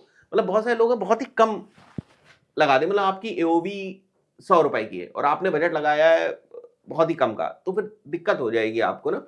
तो कम से कम 3 गुना 4 गुना जो है वो बजट आपका होना चाहिए, उसके हिसाब से जितने के भी आप कॉस्ट ऑफ एक्विजिशन करना चाह रहे हैं उसके हिसाब से। जैसे स्किन केयर का प्रोडक्ट है, अब आपको लगता है इसमें 2 का ROAS आएगा, राइट? 2 का ROAS आएगा, तो मान लिया अगर 100 रुपए की OV है और 2 का ROAS आपको लगता है आएगा और इस पे प्रॉफिटेबिलिटी होगी, तो 50 रुपए अगर आपकी कॉस्ट पर परचेज आ रही है तो उसका 2-3 गुना आप जो बजट है वो एड सेट लेवल पर लगा सकते हो। कहीं ना कहीं AOV, आपका टारगेट ROAS, ये सारी चीजें ध्यान में रख के आप लगा, बट 2 से 3 गुना बजट हम एड सेट लेवल पे लगाते हैं, चलता what ever your result is, it may be purchase, it may be lead, वो चलेगा चीज। चलेगा। तो अभी जैसे कैसा है कि अभी जैसे आपने बोला कि चीज़ें काफ़ी बदल गई हैं, मतलब जैसे अभी यही मेटा एड्स में भी कोविड के पहले तक बहुत ही आसानी से चलता था, थोड़े बहुत क्रिएटिव, आपको इतना ज़्यादा क्रिएटिव में काम नहीं करना था, जैसे अभी क्रिएटिव में बहुत सारा काम करना बहुत है। काम हो गया। और जैसे अभी गूगल में भी परफॉर्मेंस मैक्स आ गया है, पहले सर्चेबल चलते थे, ये सब चलता था। तो अभी जैसे गूगल में भी 2 चीज़ें हैं, एक है आपका सर्च पे ऐसे आता है और एक है आपका यूट्यूब वाले कैंपेन्स। ठीक है, ये हम यूट्यूब पे अलग से चला रहे हैं, वहाँ पे हम वीडियोज़ वगैरह इस्तेमाल कर सकते हैं। तो 2 क्वेश्चन है अभी पहले तो कि यूट्यूब एड्स और गूगल एड्स, ये इन पे डिसाइड अगर मुझे करना है तो मैं कैसे डिसाइड करूँगा किसी भी चीज़, किसी लेट्स सपोज़ कि आप कब रिकमेंड करते हो कि यार आपको यूट्यूब पे भी चलाना चाहिए ऐड? नहीं, चला सकते हैं, यूट्यूब पे भी चला सकते हैं और शुरुआत से भी चला सकते हो आप। हुँ। आप डे 1 से भी यूट्यूब के ऊपर चला सकते हैं। सर्च के ऊपर हम तब चलाते हैं बेसिकली ऐड, जब हम बहुत कॉन्फिडेंट होते हैं कि सर्च वॉल्यूम क्या है उसका। और शायद जब भी कोई गूगल एड्स के ऊपर सबसे पहले जाता है तो वो सर्च वॉल्यूम ही देखता है। कोचिंग की बात करी हमने, हमने बात करी ट्रैवल्स इंडस्ट्री की, तो जो कीवर्ड बेस्ड जब हमें ऐड चलाना होता है, सर्च वॉल्यूम बहुत इंपॉर्टेंट रोल प्ले करता है। तो वहां आपके पास कोई और ऑप्शन नहीं है except the search campaign of Google ads. लेकिन आप समझो, मान लिया वहां पर आपने जो सर्च वॉल्यूम उसको पूरा कैटर कर लिया, या 70% कैटर कर लिया, 50% कैटर कर लिया, now you want to scale more, क्या करेंगे आप? You have to move to another inventory. तो गूगल एड्स को आप ऐसा समझे कि इसके पास अलग अलग टाइप की इन्वेंट्रीज है। सर्च एक इन्वेंट्री है, यूट्यूब एक इन्वेंट्री है, तो आपको उस इन्वेंट्री को भी टेस्ट करना है। जो कोचेस हैं, कंसल्टेंट्स हैं, इनकी इंडस्ट्री के लिए अच्छा चलता है यूट्यूब एड्स। इवन इंस्टीट्यूट्स के लिए भी अच्छा चलता है यूट्यूब एड्स, बिकॉज वहां आप अपना मैसेज थोड़ा सा क्लियरली दे पाते हैं। बट इसके साथ साथ आपकी प्रोडक्शन क्वालिटी अच्छी हो, आप समझे कि लोग क्या समझना चाहते हैं। बिकॉज जब हम यूट्यूब एड्स चलाते हैं तो इट्स नॉट ओनली कि आपको गूगल एड्स का एक्सपर्टाइज होना चाहिए, इट्स ऑल्सो अबाउट कि वो प्रोडक्शन, स्क्रिप्टिंग, वीडियो कैसा बना है, वो सारी चीजें भी आपको समझनी है। किस फनल पे आप चला रहे हो उसके हिसाब से आपका वीडियो है या नहीं। तो बहुत कुछ प्ले में आ जाता है जब आप यूट्यूब एड्स रन करते हैं। अब वो सारी चीजें, क्योंकि जो कोचेस कंसल्टेंट्स हैं उनके साथ वो सारी चीजें करना आसान होती, इसीलिए आप भी देखते होंगे ज्यादातर कोचेस कंसल्टेंट्स के जो एड्स हैं वो खूब चलते हैं यूट्यूब पे। बिकॉज एड्स जो आज के टाइम में चाहिए, वो एक चीज बहुत ही इंपॉर्टेंट है, दैट इज जब हम यूजीसी कंटेंट की बात करते हैं, यूजीसी कंटेंट आया ही क्यों गेम में? क्योंकि हमें फास्ट कंटेंट चाहिए। भाई हम नहीं ऐसा कर सकते कि भाई प्रोडक्शन हाउस एक आएगा, वो शूट करेगा, फिर 15 दिन बाद 20 दिन बाद वीडियो आएगी, वो नहीं चाहिए। Because you have to test the things. आप एक टेस्ट करने वाली चीज के ऊपर लाखों रुपए इन दी प्रोडक्शन नहीं डाल सकते, इसीलिए यूजीसी का कॉन्सेप्ट आया। तो चाहे वो यूट्यूब की बात करो, चाहे वो मेटा पे वीडियो एड्स की बात करो, production has to be very fast and at par. तो अगर वो फैसिलिटीज हैं आपके पास तो आप जाइए यूट्यूब के ऊपर। अब पता चला एक वीडियो आप बना पाए हो बड़ी मुश्किल से, उसको ही बनाने में 15 दिन का टाइम लगा, तो क्या मतलब है उसका? तब तक ट्रेंड खत्म हो गया। हाँ, क्योंकि जो प्लेटफॉर्म है, राइट, उसके पास ऑडियंस है, तो आपको बेसिकली कैप्चर तो करना है उसी ऑडियंस में से। बट जिस भी इन्वेंट्री पे आप दिखा रहे हो उसके अकॉर्डिंग अगर आपके पास कंटेंट नहीं बन पाए, कोई मतलब नहीं। फिर अगेन फिर वो टेक्निकल चीजें आ गई कि भाई उसके अंदर किस टाइप की आपकी आपके गूगल एड्स अकाउंट के पास डेटा है, उसके हिसाब से क्या आपको बिडिंग स्ट्रेटजीज लगानी, क्या करना है, वो फिर अलग हुए। बट काम सब करता है। अच्छा, एक और ये जो एक ऐसा, ये मैं आपसे ऐसे पर्सनली पूछ रहा हूँ, आपको लगता है कि अगर जैसे लेट्स सपोज अगर आपका यूट्यूब चैनल है, आप उसी चैनल के थ्रू ऐड चलाओ तो चैनल की ऑर्गेनिक रीच पे कोई फर्क पड़ता है? हाँ, पड़ता है। ना? हमने किया है पहले, हमने किया है, मतलब ये लगने की बात नहीं, we have done this for other channels also. तो पड़ता है, किसी का ना पड़ा हो तो मुझे नहीं पता, मतलब हमने 2-3 चैनल्स पे देखा है, पड़ता है। और उसके बाद रिवाइव कैसे होता भी है, रिवाइव नहीं हो पाता? होता है रिवाइव।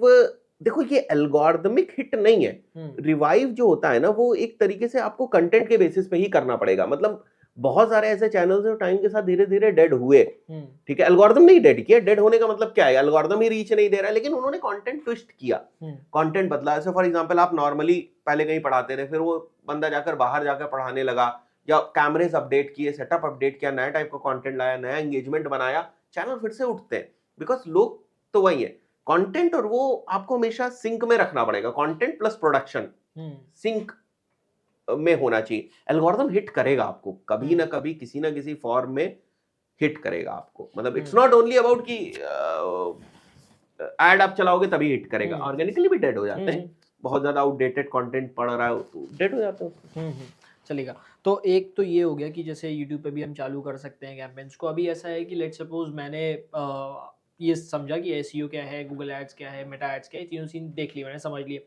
अब मैंने इसमें भी पिक कर लिया कि ठीक है यार, मुझे एसईओ में मुझे ऐसा लग रहा है कि मैं उतना कॉन्फिडेंस, मैंने गूगल एड्स उठा लिया हम्म। कि अब मैं गूगल एड्स लेके चल रहा हूँ। Now the very first thing is कि अब मैं सीख तो लिया मैंने, 1 महीने थोड़ा यूट्यूब से सीख लिया, थोड़ा उधर से सीख लिया। अब मैं चाह रहा हूँ कि यार सीखा है, अब इसका I need to get some money. Hmm. ना सीख के मैं क्या करूँगा इसका, ठीक है अभी मेरे पास खुद का प्रोडक्ट तो है नहीं, तो आई हैव इधर मैं अपना प्रोडक्ट बनाऊँ और उसको हम्म। बेचूँ, जो कि एक बहुत ही बड़ा प्रोसेस है। अब दूसरा आता है कि मैं जाके कहीं जॉब करूँ। हम्म। तो अब let's suppose if I learn, वो चीज़ को सीखा मैं, तो अब मैं कैसे जॉब के लिए अप्रोच कर सकता हूँ, प्लस कहाँ अप्रोच कर सकता हूँ जॉब के लिए? देखिए, अगर फॉर्मल कंपनी स्ट्रक्चर्स में आप जाएंगे जॉब करने हम्म। के लिए प्रॉपर एजेंसी के अंदर, वैसे बहुत सारी ऐसी एजेंसी है, 2 लोगों को बैठा के हम्म। एजेंसी ओपन कर रखी, 3 लोगों को बैठा के एजेंसी ओपन कर रखी है, तो वहां तो वो चाहेंगे कि आप सब कुछ काम कर दो हम्म। आप। बट जो हायरार्की किसी कंपनी के अंदर बनी हुई, वो चाहते हैं कि भाई एक पर्सन पहले आएगा तो वो इंटर्न लेवल पर आएगा, उसके बाद जूनियर लेवल पर जाएगा, फिर सीनियर लेवल पर जाएगा, फिर टीएल लेवल पर जाएगा। उस हायरार्की वाली कंपनी के अंदर आप जाएंगे तो बहुत कुछ आप सीखेंगे। तो हम्म। शुरुआत में मैं रिकमेंड करूंगा, वाकई में अगर आप स्किल सीखना चाहते हैं, थोड़ी सी हायरार्की वाली कंपनीज के अंदर जाएं। वहां पर जो आपको जॉब मिलने का जो प्रोसेस है ना, वो क्योंकि अगर आप एज अ फ्रेशर जा रहे हो तो अच्छी कंपनी जो मानती है, वो ये नहीं कहेंगे आपसे कि फ्रेशर हो आप हमको एक्सपीरियंस दिखाओ। हम्म। वो आपकी ये जज करने की कोशिश करती है इसके फंडामेंटल कितने मजबूत है, हम्म। हम इसको अगर ट्रेन करेंगे तो ट्रेनेबल है भी या नहीं है, हाँ। सीख पाएगा या नहीं सीख पाएगा। ये चीजें ज्यादा चेक करी जाती। कल्चरल फिट की आज के टाइम में बहुत बात होती है, वो सारी चीजें ठीक करी जाती। आपकी विलिंगनेस टू लर्न क्या है। तो ऐसा नहीं है, जो लोग इस बात से फ्रस्ट्रेट हो जाते हैं कि नहीं नहीं सर मैंने 15 इंटरव्यूज दिए, वो 15 इंटरव्यूज में मैंने एज अ फ्रेशर अप्लाई कर रहा है, वो कह रहे हैं कि हमें एक्सपीरियंस पर्सन चाहिए। अरे अगर तुमको एक्सपीरियंस पर्सन चाहिए उनको, या आपको अगर वहां जाके इंटरव्यू देना था तो आपको जाने नहीं चाहिए था। अगर उनकी हम्म। जो जॉब रिक्वायरमेंट है वहां कहीं लिखा हुआ है कि भाई 1 साल का 1.5 साल का एक्सपीरियंस चाहिए, हम्म। आप तो ऐसी कंपनी में अप्लाई करें जहां एग्जैक्टली लिखा है कि फ्रेशर चाहिए। अब फ्रेशर से ये एक्सपेक्ट किया जाता है, अगर आप उनसे कहते हैं कि मैंने एक डिजिटल मार्केटिंग का कोर्स किया है, मैंने डिजिटल मार्केटिंग सीखी है, फिर वो गूगल एड्स के जब क्वेश्चन पूछना शुरू करेगा आपसे, तो आपको आंसर उसके आने चाहिए। हम्म। सिचुएशन बेस्ड भी क्वेश्चन पूछ सकता है कि अगर ऐसा होगा तो क्या करोगे, 5 निगेटिव कीवर्ड्स मिल गए तो क्या करोगे, 10 हम्म। निगेटिव कीवर्ड्स अगर इस टाइप के आपको देखने को मिल गए, इनको किस मैच टाइप में जाके निगेटिव करोगे। तो वो ब्रेन आपका प्रोसेस करना चाहिए उस चीज को, वो जवाब आपको देना आना चाहिए। वो ये नहीं कहेगा आपसे कि आप मेरे को बताओ कि पिछला आपने जो केस स्टडी करी थी वो बताओ मेरे को, या पुराना अपना कोई एक्सपीरियंस बताओ, या मेरे को बताओ आपने कुछ अचीव किया हो गूगल एड्स या मेटा एड्स में पहले। वो नहीं पूछेगा, और अगर पूछ रहा है तो उसकी भी गलती है, हाँ भाई हाँ। आप फ्रेशर से क्यों पूछो। लेकिन कम से कम फ्रेशर के लायक जो फंडामेंटल नॉलेज है वो तो वो होना होनी, चाहिए। वो तैयार कर लो। जो अपनी प्रिपरेशन के दौरान जो भी चीजें जितनी भी डॉक्यूमेंट कर सकते हो, do it. For example campaign structure तुमने बनाना सीखा, क्यों बनाना सीखा, कैसे बनाना सीखा, एक नोट बना लो उसका। हम्म। वो जब प्रेजेंट करोगे ना सामने वाले के सामने, तब उससे वो क्वेश्चंस पूछेगा, तब वो आपको जज कर पाएगा। और 100 बात की एक बात, फंडामेंटली तो आपको स्ट्रांग होना पड़ेगा अगर आपको जॉब लेने जानी। कंपटीशन बहुत है मार्केट में, ठीक है, लोग कर रहे हैं ये सब चीजें कि वो अपना जो एक तरीके से डॉक्यूमेंट बनाकर प्रॉपरली सारी चीजों को काइंड ऑफ पोर्टफोलियो बनाकर एक लेकर जा रहे हैं इंटरव्यूज के अंदर, और वहां इंटरव्यूअर को सारी इंफॉर्मेशन जो है वो प्रॉपरली दे रहे हैं। तो आप कुछ नहीं लेकर गए हो तो आप तो क्या ही कर सकते हैं वहां।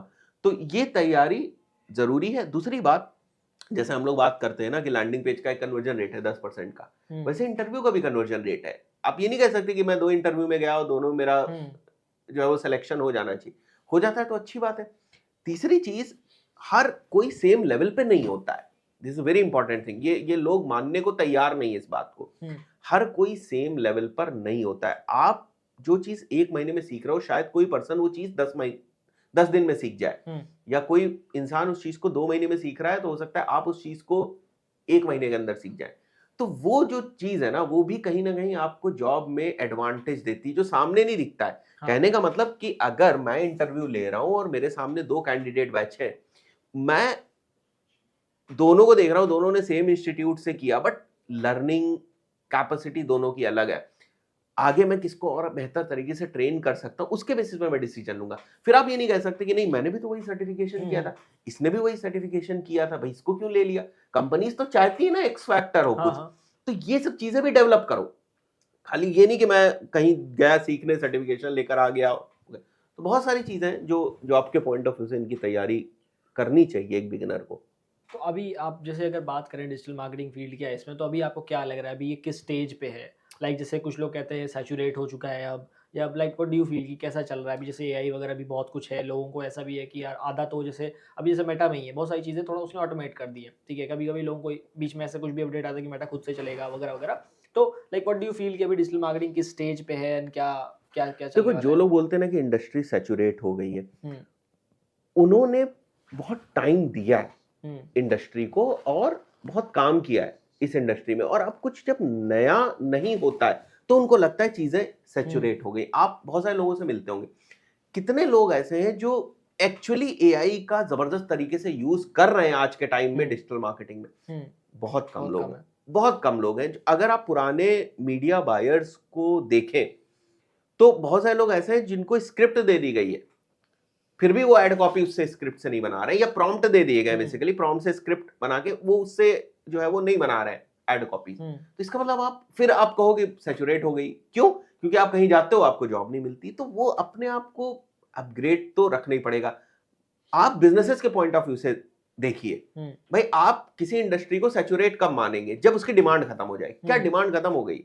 नहीं, अभी तो कुछ नहीं हुई है। सीधी सी हुँ, बात है, कोई मतलब ही नहीं है। फिर अगर कोई ये बात कह रहा है, हाँ, लोगों की एक्सपेक्टेशन बढ़ गई, लोग अब रिजल्ट ड्रिवन हो गए, कंपनीज कहती है मेरे को रिजल्ट ला कर दो, तो इसका हुँ, मतलब ये थोड़ी ना कि सैचुरेट हो गई, इसका मतलब आपको नहीं आता है चीजें। हुँ, तो ये समझना पड़ेगा कि सैचुरेशन आप कब कह रहे हैं कि सैचुरेट हो गई है कोई इंडस्ट्री। नहीं, सैचुरेशन कोई नहीं है, लेकिन थोड़ा शिफ्ट जरूरी, थोड़ा नहीं हुँ, बल्कि बहुत बहुत शिफ्ट शिफ्ट हुआ हुआ है। है। हुँ, मतलब जो चेंज इंडस्ट्री के अंदर हम पहले 2-2 साल पे देखते थे, आज हम वो चेंज 4-4 महीने पे 4-4 देख महीने। रहे हैं।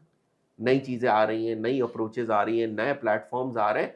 तो उस नजरिए से ये कहा जा सकता है पुरानी डिजिटल मार्केटिंग ऑलमोस्ट सैचुरेट हो गई, अब कुछ तो नया नया करना करना पड़ेगा, पड़ेगा। वरना सरवाइव नहीं कर हुँ, पाएंगे। वो बात तो ठीक है, हुँ, अगर वो नजरिया है तो ठीक है। चलेगा। तो अभी जैसे अगर आप चेंजेस जो आ रहे हैं, तो अभी एआई का यूज़ अभी लेट्स सपोज़ मैं अगर आपसे कहूँ, तो हम्म। लाइक कहाँ-कहाँ पे आप थोड़ा बहुत यूज़ कर रहे हो उस चीज़ का? ज्यादातर हम कंटेंट क्रिएशन के अराउंड ही हुँ, ज्यादातर एआई का यूज कर रहे हैं, बिकॉज मीडिया बाइंग में हम एआई का एज सच टेक्निकली हाँ, मीडिया बाइंग में नहीं यूज करते, बिकॉज हम मेजर काम करते हैं वो गूगल एड्स और मेटा एड्स के ऊपर करते हैं। बट वही जो मैंने आपको बताया कि चाहे वो हमें क्रिएटिव्स के पॉइंट ऑफ व्यू से कुछ हुँ, बनाना हो, उन सब चीजों में हम लोग एआई का यूज कर रहे हैं। चलेगा। और जैसे कुछ और क्वेश्चन है ऐसे कि अभी आप क्या-क्या टूल्स यूज़ करते हो? लेट्स सपोज़ अगर गूगल एड्स की बात किया ओवरऑल, हाँ, ओवरऑल कुछ आपके कुछ मेजर टूल्स होंगे, गो टू टूल्स जिनको हम कह सकते हैं कि भाई ये तो हम यूज़ और करते ही करते हैं। ओवरऑल में मतलब देखो, इस स्टेज पे अब मैं बहुत ज्यादा एग्जीक्यूशन में इन्वॉल्व नहीं रहता हूँ। हुँ, मतलब हुँ, अगर आप मेरे से बात करो तो बहुत कम खुद से मैं कैंपेन्स हुँ, बनाता हूँ। अभी कभी बैठ गए बना दिया तो बना।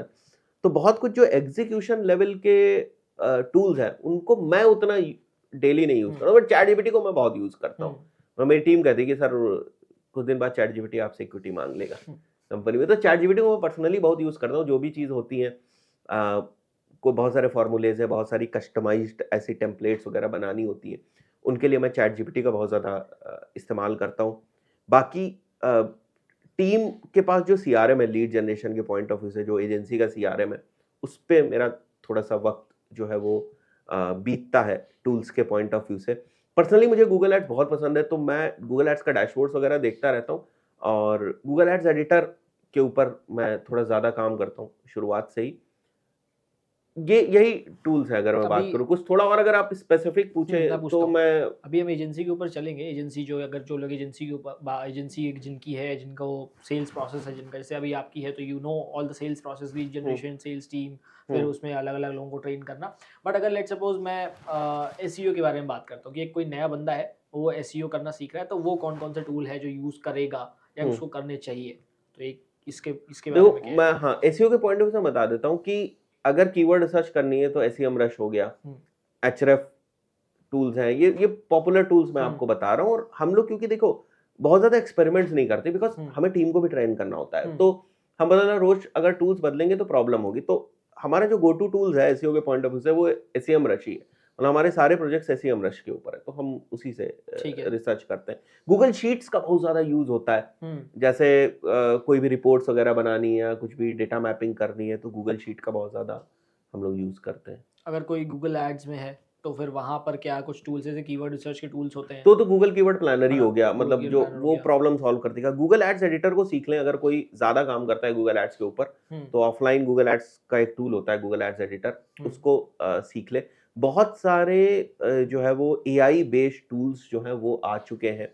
जैसे गूगल एड्स के अंदर आपको बहुत सारी अगर ऑटोमेशन की स्क्रिप्ट को यूज़ करना होता है, या तो आप ऑटोमेशन की स्क्रिप्ट डायरेक्टली लगाएं, बट दूसरे प्लेटफॉर्म्स ने क्या किया हुआ है कि ऑटोमेशन की जो स्क्रिप्ट्स हैं, on top of those script they have develop different tools, और वो एक बड़े टूल के अंदर कर दिया। फॉर एग्जांपल अगर आपको बजट पेसिंग को समझना है, तो वो आप उस टूल के अंदर जाकर उस चीज को आप कर सकते हैं। अगर आपको कोई ऑटोमेटेड रूल लगाना है तो आप कर सकते हैं, जैसे मेटा में मैजिक्स वगैरह करते हैं, तो वो उस हाँ। तरीके के भी गूगल एड्स के अंदर टूल्स हैं। बट देखो, at the end of the day उन टूल्स को यूज करने के लिए आपको गूगल एड्स की बहुत अच्छी नॉलेज होनी चाहिए। जैसे ऑटोमेटेड रूल्स हैं, अब आपको ये पता होना चाहिए ना कि भाई सीपीएम इंक्रीज होगी तो इस कंडीशन पे मैं ये चाहता हूं हो, तो उसके लिए एक नॉलेज होना जरूरी है। ये चीज है गूगल एड्स के पॉइंट ऑफ व्यू से। और मैं अगर ऐड करूं, जीटीएम मैं बहुत यूज करता हूं, बिकॉज ट्रैकिंग हमारा अच्छा है, तो जीटीएम मैं बहुत यूज करता हूं। एनालिटिक्स हम लोग यूज करते हैं। क्लैरिटी बहुत यूज करने लगे हैं हम लोग क्लैरिटी में, क्योंकि आपको और भी थोड़ा सा हिट मैप्स वगैरह मिल जाते हैं, और एनालिटिक्स के टॉप पे रख के हम लोग क्लैरिटी को यूज करते हैं। मतलब क्लैरिटी जो है वो एनालिटिक्स के साथ ही यूज करेंगे तो और ज्यादा आपको जो है वो इनसाइट्स देखेंगे। तो ये कुछ ऐसे टूल्स हैं जो, क्योंकि प्रोजेक्ट्स का बहुत रेगुलर काम हो रहा होता है, तो ये टूल्स के ऊपर हम लोग काम करते ही रहते हैं। चलेगा। तो अभी तक जो हमने बात की है यहाँ पर, इट इज़ अबाउट कि कोई स्टूडेंट है, अगर वो सीखना चाहता है गूगल एड्स, एसईओ वगैरह ये सब चीज़ें सीख करके अगर आगे जाना चाहता है तो उसके लिए। बाकी अब एक पॉडकास्ट से आप सब कुछ नहीं सीख सकते, अगर और डिटेल में जानना है तो you can go to his channel and watch it over there. अभी थोड़ा सा हम चलेंगे उधर की, लेट्स सपोज जैसे you have agency, I have agency, बाकी लोग के पास भी एजेंसी है, तो थोड़ा एजेंसी फाउंडर्स के टाइप का कि लेट्स सपोज जो वहाँ पर चलता है कि यार आपकी एक स्पेसिफिक निश है कि let's suppose you work with x clients, हम D2C में हैं, आप किसी और जगह पे हैं। तो पहली चीज़ कि एज अ एजेंसी अभी जैसे दो चीज़ें चलती हैं, एक होता है कि यार प्रोडक्ट बिजनेस को ग्रो करना आसान है, और एजेंसी बिजनेस को ग्रो करना थोड़ा सा टिपिकल है। मतलब एक लेवल पे जाकर के फिर एजेंसी वहीं स्टक होती है, क्योंकि इधर से क्लाइंट आ रहे हैं, इधर से क्लाइंट जा रहे हैं। तो अभी आपका ये जो स्टेप है, लाइक सपोज एजेंसी को मेंटेन करना जो होता है ना, कि क्लाइंट्स को रिटेन करना, तो उसके लिए क्या सेटअप रखा है आपने? देखिए, सबसे इम्पोर्टेंट है ना कि आप कंपनी में ना पिलर्स बनाएं। जब तक मैं डुप्लीकेट उम्र नहीं बनाऊंगा ना, तब तक वो चीज अचीव नहीं होगी, और आपको ना खुद को बहुत सारी चीजों से डिसएसोसिएट करना पड़ेगा। कई बार आपको लगता है कि नहीं नहीं, ये काम तो मैं ही बेहतर कर सकता हूं, मेरे को ही करना चाहिए, राइट? और आप रिस्पॉन्सिबिलिटीज नहीं देते हैं दूसरे लोगों को, या आप कई बार डरते हैं कि टीम जो है ना उसको एक्सपैंड ना करें, सैलरीज जाएंगी, क्लाइंट चले गए तो क्या होगा। बट उससे काम नहीं चलने वाला है, आपको थोड़े बोल्ड स्टेप्स जो है वो लेने पड़ेंगे। और एक और बात माननी पड़ेगी आपको, कि आप जब कहते हैं ना कि प्रोडक्ट बेस्ड बिजनेस स्केल हो सकता है, बट एजेंसी जो है ना वो कैश रिच बिजनेस है, आप रिस्क ले सकते हैं। एक प्रॉफिटेबिलिटी ठीक होती है एजेंसी के अंदर, अगर आप सही लेवल पर काम कर रहे हैं। तो आप एज अ फाउंडर जो मेन रोल है वो निभाएं आप, कि आपको सेल्स ज़्यादा करनी, मतलब बिजनेस को ग्रो करना है, और बाकी के पिलर्स आपको तैयार करने हैं। अपनी मार्केटिंग टीम आपको तैयार करनी, जो आपके लिए और ज़्यादा क्लाइंट्स जो है उनको ला सके। जो आपकी एग्जीक्यूशन की टीम है, उनके टॉप में आपको जो हायरार्की है वो बिल्ड करनी, कौन किसको रिपोर्ट करेगा। हायरार्की में ऊपर आप बिलिंग का कुछ परसेंटेज उनको असाइन करें, तभी आप दूसरे उमर दस्तगीर बना सकते हैं, या दूसरे अपने जैसे ही फाउंडर्स बना सकते हैं, बिकॉज कोई भी ऐसे अकाउंटेबिलिटी नहीं लेगा। तो थोड़े से बोल्ड स्टेप्स आपको लेने की जरूरत है। अगर आप ये सोचेंगे मैं ही टॉप पे बैठूं और मेरे ही थ्रू सारी चीजें हो ना, वहां प्रॉब्लम बहुत ज्यादा आएगी और एजेंसी स्केल नहीं होगी। तो वो पिलर्स जो है, मेन मुद्दा वही कि आपको पिलर्स जो है ना वो बनाने पड़ेंगे, उसको स्केल। और स्केल हुई है, मतलब ऐसा नहीं है, कुछ एजेंसीज के नाम भी अगर आप यहाँ दिखाना चाहें दिखा सकते हैं। ऐसी भी एजेंसीज इंडिया के अंदर है जिनके पास 1000 से ज्यादा एम्प्लॉयज हैं, ठीक है, 1200-1500 एम्प्लॉयज की एजेंसीज हैं इंडिया में। प्रॉब्लम कहाँ पे हो रही है, जब कोई फ्रीलांसर माइंडसेट का बंदा चाहता है कंपनी बिल्ड करना, तो या वो माइंडसेट अपना नहीं शिफ्ट करता है। वो फ्रीलांस शुरुआत उसने करी छोटे प्रोजेक्ट से, 2-4-5 प्रोजेक्ट से काम किया, बट जब वो कंपनी बिल्ड करना चाहता है तो वो mind shift is also very important, कि भाई ऐसे ही नहीं होगा ना, फ्रीलांसिंग माइंडसेट से आप कंपनी नहीं बिल्ड कर सकते। तो उस तरीके से फिर देख के फिर आपको आगे बढ़ना पड़ेगा। बट स्केल होती है, ऐसा नहीं कि एजेंसी स्केल नहीं हो सकती। सिस्टम्स, प्रोसेसेस, एसओपीज, इन सब का बहुत बड़ा रोल जो है वो होता है, वो बनाना पड़ेगा आपको। जितनी चीजें आप ऑटोमेट कर सकते हैं, कोशिश करिए उन चीज़ों को ऑटोमेट करिए, ठीक है। बहुत सारी प्रोसेसेस में आपको बहुत सारा रेजिस्टेंस आएगा, टीम की तरफ से रेजिस्टेंस आएगा, बट उन प्रोसेसेस को आपको करना पड़ेगा अगर आपको स्केल करना है। जैसे हमने क्या किया हुआ है कि हमने हर एक टीम मेंबर की ना एक अकाउंटेबिलिटी शीट टाइप की बना रखी है, राइट। वो जितने भी प्रोजेक्ट्स के ऊपर काम कर रहा है उनके मेन केपीआईज क्या है और क्या वो केपीआईज डेली बेसिस पे मीट हो रही या नहीं, या वीकली बेसिस पे मीट हो रही या नहीं, ये सब आपको बनाना पड़ेगा। इसको आपको ट्रैक करना पड़ेगा, आपको देखना पड़ेगा कि वहां पर परफॉर्मेंस कैसे आ रही है, एक टॉप व्यू आपको रखना पड़ेगा। ये सब चीजें जब आप करेंगे तो हो सकता है टीम से थोड़ा बहुत रेजिस्टेंस आपको आए कि अरे सर ये क्या है, मतलब इससे लो अच्छा लो तो ये चीज। ऑप्टिमाइजेशन पे ही हमें ध्यान देने दीजिए सर, हम तो कैंपेन हम्म ठीक चला रहे हैं, 2 घंटा या 1 घंटा आप मेरा जो है वो इस चीज में खराब कर रहे हैं कि ये डेटा फिल करनी है हमें। बट वो डेटा उससे भी ज्यादा इंपॉर्टेंट है, हम्म बिकॉज अगर वो डेटा नहीं फिल होगी तो उनको ही नहीं पता चलेगा कि हम कर क्या रहे हैं, हम्म ठीक है। जैसे एक बहुत ही छोटी सी प्रॉब्लम हमारे पास आ रही थी कि क्योंकि कम्युनिकेशन बहुत होता है एजेंसी में, तो टीम मेंबर फॉर एग्जांपल किसी क्लाइंट से बात कर रहा है, अब उसी क्लाइंट से दिन में 3 बार बात हो रही है। अब क्योंकि वो जूनियर लेवल का एग्जीक्यूटिव है, उसको नहीं समझ में आ रहा है इतना कि मेरा टाइम वेस्ट हुआ है यहाँ पर कि नहीं हुआ है, और जिस क्लाइंट से बात करनी चाहिए उससे पूरे हफ्ते बात नहीं हुई। हम्म तो हमने एक छोटी सी प्रोसेस बना दी, एक शीट बना दी जिसमें every media buyer will input कि भाई उसके पास फॉर एग्जांपल 10 क्लाइंट्स हैं, तो वो इस क्लाइंट से आज बात हुई, यस से नो, एक ब्रॉड लेवल पर, जिससे कोई भी अगर कोई सीनियर पर्सन भी जो उसको जिसको उसे रिपोर्ट करना होता है उस मीडिया बायर को, अगर वो भी देखता है ना तो उसको रेड और ग्रीन डॉट तुरंत दिख जाती है, अच्छा इस क्लाइंट से तो 3 दिन से बात नहीं हुई, क्या है फिर वो बोला। एक और प्रोसेस हमने एग्जीक्यूट की कि जो नॉन परफॉर्मिंग हमारे अकाउंट्स हैं उनकी रिपोर्ट जरूर आनी चाहिए सीनियर्स को, भले परफॉर्मिंग की तुम भूल जाओ, लेकिन अगर कोई नॉन परफॉर्मिंग है तो उसकी आनी चाहिए। तो ये सब प्रोसेसेस थोड़ी सी अगर आप बनाएंगे, प्रोसेस ड्रिवन होकर अगर आप काम करेंगे तो ज्यादा आप स्केल कर पाएंगे, बिकॉज स्केलेबिलिटी के लिए you need process, without process and without team you can not scale. तो टीम तो चाहिए, ह्यूमन रिसोर्स डिपेंडेंट बिजनेस तो बहुत ज्यादा है, बट स्केलेबिलिटी भी है। प्रॉफिट्स इतने होते हैं एजेंसी के अंदर कि आप उस चीज को कटर कर सकते हैं, ऐसा नहीं लॉस में चले जाएंगे, 1-2% पे आप कोई होलसेल का काम कर रहे हैं तो होता है। अभी जैसे ये जो आपने बोला है कि पॉइंटर्स कि आप कम्युनिकेशन वाला, तो कम्युनिकेशन आप कब मानते हो? जैसे एक होता है कि भाई व्हाट्सएप के थ्रू कम्युनिकेशन हो रहा है, एक हो रहा है कि यू आर डूइंग मीट्स या कॉल। तो आप जैसे व्हाट्सएप पे तो एक बेसिक कम्युनिकेशन चलता है, तो उसको भी यू कंसीडर, या फिर भाई जो प्रॉपर आप कॉल पे गए हो क्लाइंट के साथ बात हुई है उसको नहीं, कम्युनिकेशन कंसीडर करते हो आप? ये बहुत जबरदस्त चीज है। देखो इसमें क्या होता है ना कि एग्जीक्यूटिव क्या समझता है कि मेरी बात हो गई, हम उसको बात नहीं मानते।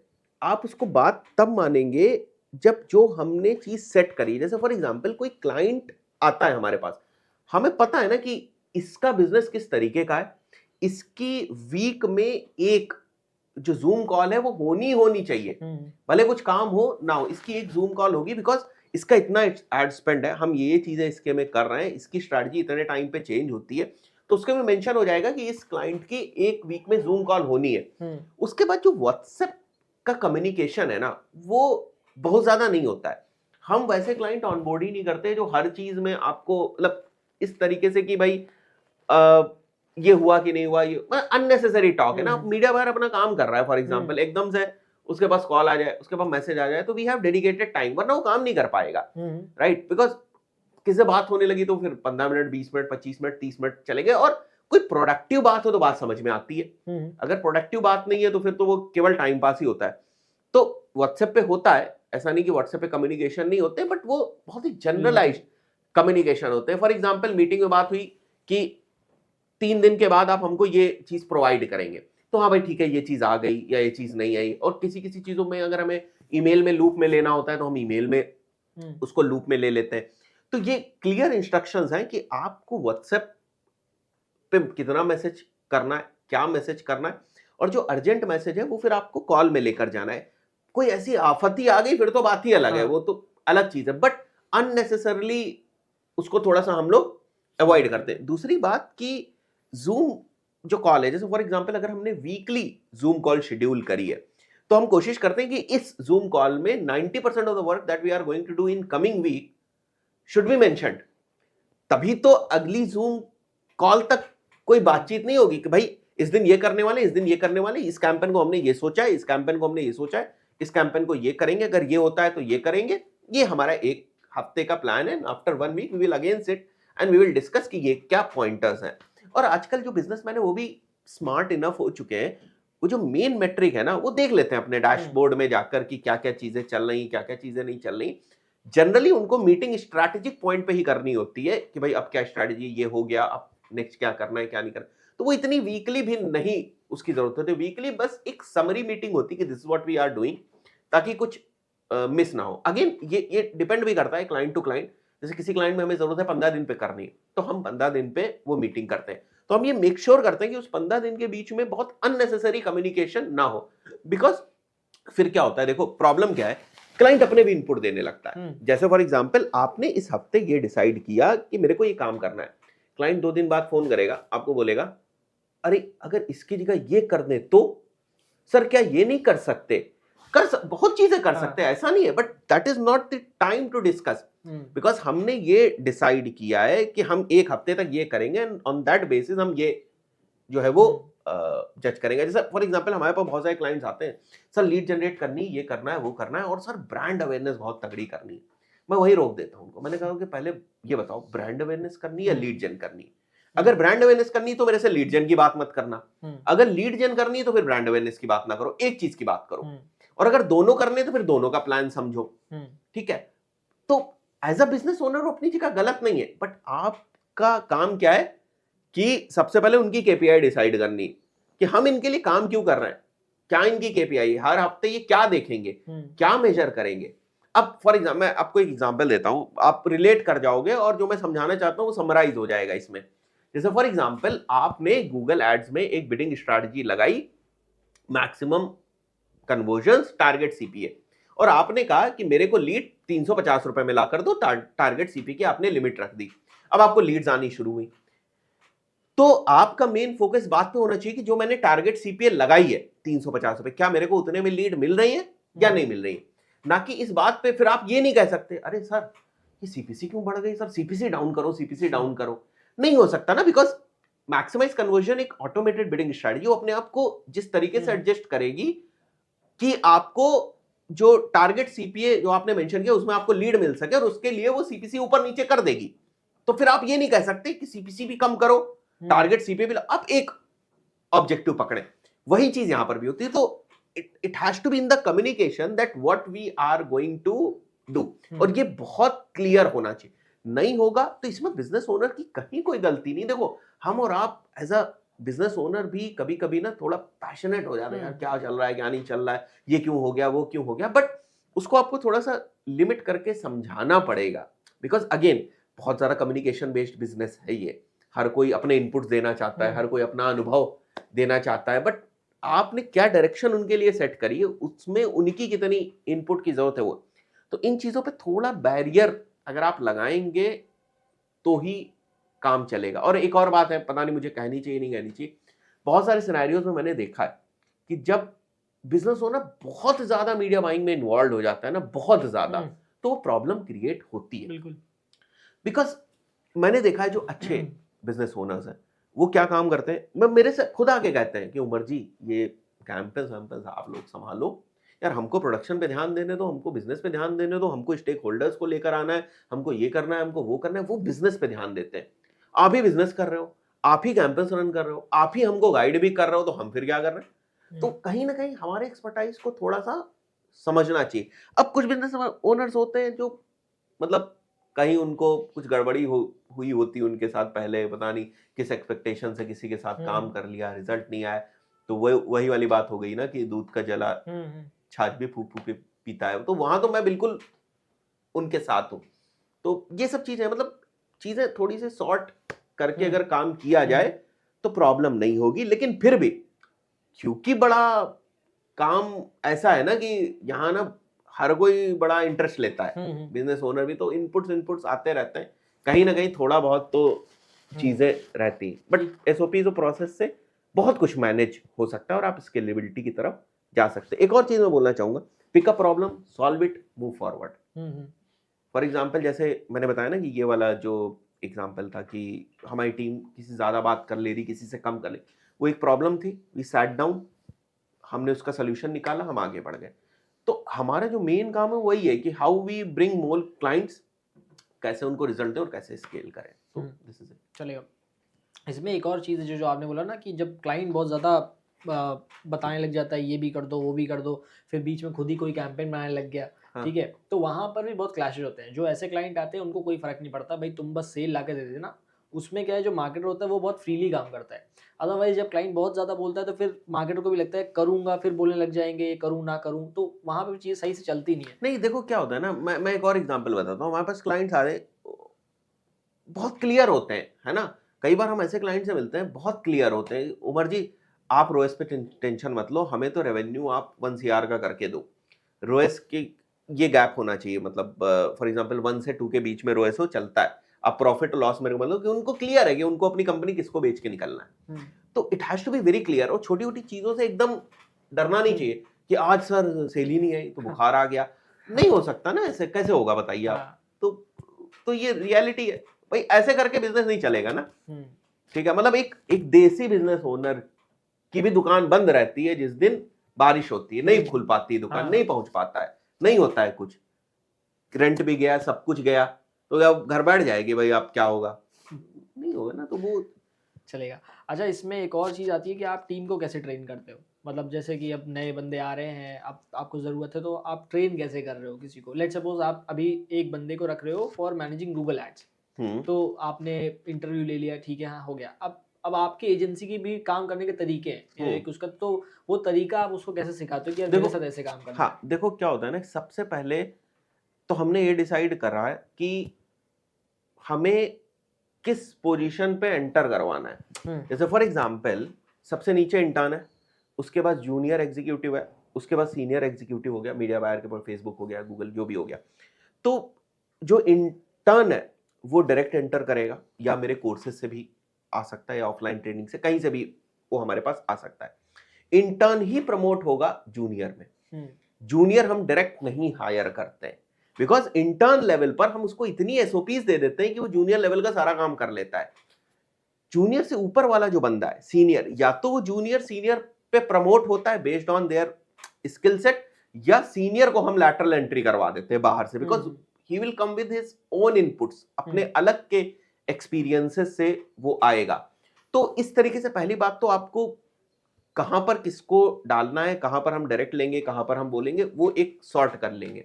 सेकंड चीज, कुछ फंडामेंटल्स आपको क्लियर करने पड़ेंगे कि भाई जो है वो, जैसे एक कंपनी के अपने जो एक कल्चरल रूल बुक हो गई, वो आपको बताना पड़ेगा कि भाई माहौल कैसा है, क्या है, किस तरीके की चीजें आपको किसको रिपोर्ट करना है, क्या करना है। एक तो इस टाइप की जो बेसिक ट्रेनिंग है वो हो गई।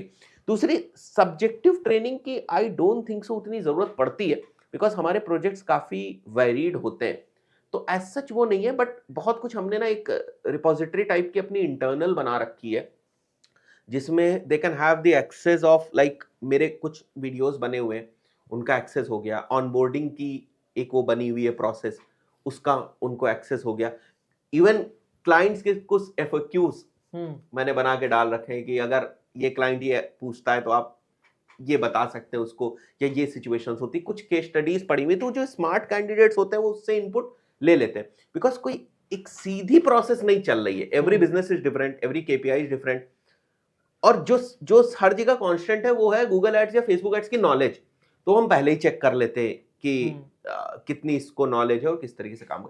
तो थोड़ा बहुत हमें ट्वीक करना पड़ता है, and that tweak is very much like customized, कोई सेट वो नहीं है। कुछ कॉमन जो चीजें हैं, जैसे मैं कुछ नया पढ़ता हूं या सीखता हूं तो उसका एक छोटा सा वीडियो बना के डाल दिया, it will reach to everyone in the team, है ना। तो वो सबको रीच हो जाएगा। अगर मैंने यूट्यूब पे डाला तो वो लिंक मैंने डाल दिया, कोई मैंने पढ़ा तो that is a kind of a repository जो हमने इंटरनली बना रखी। ऐसे कोई वो नहीं कि गूगल एड्स का कोई पर्सन आएगा तो उसकी फिर 20 दिन 25 दिन 30 दिन ट्रेनिंग होगी गूगल एड्स को लेकर। एंड वो क्यों नहीं है वो भी मैं बताऊं। फॉर एग्जांपल अगर हम बहुत ही निश में काम कर रहे होते तब तो ठीक था, मतलब हमें चाहिए कि वो अपना ब्रेन थोड़ा प्रोसेस करे project to project, but cultural fit हम बहुत चेक करते हैं। That is one thing which is very important for us, कि वो हमारे साथ फिट बैठ पाए। मतलब अगर आप मेरी टीम को देखेंगे ना तो इट इज लाइक कि देयर इज नो वन जो मेरे विजन से मैच ना करता हो। मतलब आई वांट पीपल कि जो समझे कि फाउंडर का विजन क्या है, उमर सर कहाँ पहुंचना चाह रहे हैं, राइट? उस विजन से अगर कोई मैच नहीं करेगा, we will not work with them. It is very very very clear. No matter आप टेक्निकली कितने स्ट्रांग हो, हम उस नॉलेज का कुछ नहीं करेंगे। I want people who are passionate. इसीलिए हमारी टीम छोटी है, हम कम लोगों के साथ काम कर रहे हैं, बट वो सबको अगर आप देखोगे, बात करोगे, तो उनको पता है कि उमर सर 2 साल में कहाँ देखना चाहते हैं, या कंपनी किस डायरेक्शन में जा रही है, what is the goal of company in terms of revenue, सब पता है। मतलब आप देखो तो मैं कंपनी को इवन एक एक चीज जो है कंपनी जो है वो बता देती है अपने एम्प्लॉयज को कि this is what our revenue is today, हम यहाँ पहुंचना चाहते हैं इस साल, भाई मेहनत करो सब लोग, या what are the plans, everything transparent. वो इसलिए भी क्योंकि हमने उसी टाइप से लोगों को पिक किया है, चूज किया है कि भाई हमको मतलब ये चीज बतानी है, तो वो माइंडसेट से भी वो क्लियर है कि कहाँ जाना चाहते हैं। और अगर कोई हमसे अलग भी होता है भाई, लोग जाते हैं दूसरी जगह स्विच करते हैं तो बहुत ही गुड नोट पे जाते हैं। तो ये बहुत जरूरी है कि आप कल्चर कैसा बना रहे हैं, तो हम लोग भी इस पे थोड़ा काम करें। और बहुत प्रोसेस पे भी और भी बहुत काम करना है। मतलब इट्स नॉट लाइक कि हम बहुत बड़ा नाम है इंडिया में, या हमसे बहुत बड़ी मतलब वी आर लाइक बहुत ही छोटे लेवल पर हम काम कर रहे हैं, बट जो भी हम लर्न कर रहे हैं, जो भी हम सीख रहे हैं, that only we can provide. It's not like कि हमने कोई 1000 करोड़ की कंपनी बनाई। That's it. तो जैसे इसमें एक चीज़ जो आपने बोली ना कि आप वीडियोस वगैरह क्रिएट करते हो, तो मैं भी इन लोगों को वीडियोस बना करके देता रहता हूँ। जब जब कुछ ना कुछ आया वीडियोस जाती रहती है कि देखो, और फिर वैसा है कि हाँ चल रहा है। तो अभी एक जो मेन चीज़ है, जैसे अभी मैंने क्या किया, जैसे अभी तक क्या है, सेलिंग जो है वो मैं ही करता था। मतलब 4-5 महीने तक पूरा मैं ही सेलिंग कर रहा हूँ और बाकी सब वो कर रहे हैं। अब नाउ मेरे पास 2 लोग हैं जो अब सेलिंग वो भी करना शुरू कर दिए हैं। They are also doing good, ठीक कर रहे हैं, अच्छा कर रहे हैं। तो अभी आपकी सेल्स टीम का मतलब आपके सेल्स का प्रोसेस क्या है? लाइक आप कंप्लीटली आउट हो अब सेल्स से, या यू डू कभी-कभार, कैसा है? नहीं, आउट नहीं हूँ, बिकॉज़ बहुत सारे ऐसे क्लाइंट्स होते हैं जो, या प्रोस्पेक्ट होते हैं टू बी वेरी प्रिसाइज़, जो मेरे से बात किए बिना क्लोज़ ही नहीं करेंगे। इनसे बात हो गई या किसी से भी बात हो गई ना, उसके बाद भी वो बोलते हैं उमर से बात कराओ। तो वो कंप्लीटली तो मैं आउट नहीं हूँ, बट मुझे क्योंकि सेल्स में मज़ा भी आता है, इसलिए भी मैं नहीं आउट होता हूँ। और एज़ अ फाउंडर बहुत इंपॉर्टेंट रोल है कि मैं हर 10-15 सेल्स के बाद देखूं एग्जैक्टली क्या चल रहा है, how team is closing the clients, because that is very important कि आप लोगों को क्या कह के, क्या प्रॉमिस करके ला रहे हो। ऐसा तो नहीं कि केवल आप क्लोज करने के लिए लेकर आ रहे हो, क्या हमारे प्रोफाइल से वो मैच करते नहीं। तो इस सब चीज़ों के लिए भी मैं थोड़ा सा नज़र रखता हूँ। और सेल्स में मैं हाँ हूँ, अभी भी आप मानो तो 40-50% हूँ मैं, बहुत एग्रेसिवली हूँ। मतलब मेरा ज़्यादातर टाइम सेल्स कॉल पे ही जाता है। तो अभी दिन आप का दिन की कितनी कॉल्स कर रहे हैं? मुश्किल से 2 से 3 कॉल्स मैं करता हूँगा। और केवल सेल्स कॉल या डिस्कवरी मिलाते हो आप? डिस्कवरी कॉल एज़ सच मेरे से नहीं होती है। मतलब डिस्कवरी कॉल ये लोग कर लेते हैं। इट्स ओनली अबाउट थोड़ा सेल्स कहो, उसको स्ट्रैटेजिक कॉल कहो, कोई करना चाहता है बात, तो वो ज़्यादा होती। कुछ एग्जिस्टिंग क्लाइंट्स हैं जो काफ़ी टाइम से कर रहे हैं काम हमारे साथ, तो उनको भी कभी-कभी रहता है। मतलब कुछ क्लाइंट्स तो ऐसे हैं, जब मैं बहुत पहले मतलब 17-18 के टाइम से कुछ क्लाइंट्स हमारे एजुकेशनल इंस्टीट्यूट्स, तो उस वक़्त मैं खुद कैंपेन्स बनाता था। वो मेरे कैंपेन बनाने के पैटर्न से पहचान लेते हैं, उमर तुमने कैंपेन नहीं बनाया, टीम ने बनाया, तुम क्यों नहीं बना रहे हो? बनाना पड़ता है, ऐसे रिलेशंस हैं उनके साथ। तो ये भी चीज़ है, बट शायद टीम मेरे से अच्छा बना दे, बिकॉज़ मैं बहुत सारी चीज़ों को आज ओवरसी कर रहा हूँ। बट टीम का क्या है कि गूगल एड्स का बंदा है, वो गूगल एड्स ही कर रहा है, तो शायद वो मेरे से ज़्यादा माइन्यूटली चीज़ों को टेक्निकली देख पाए। स्ट्रैटेजिक लेवल पर शायद वो अनुभव उतना ना हो, बट टेक्निकल लेवल पर वो देख पाए।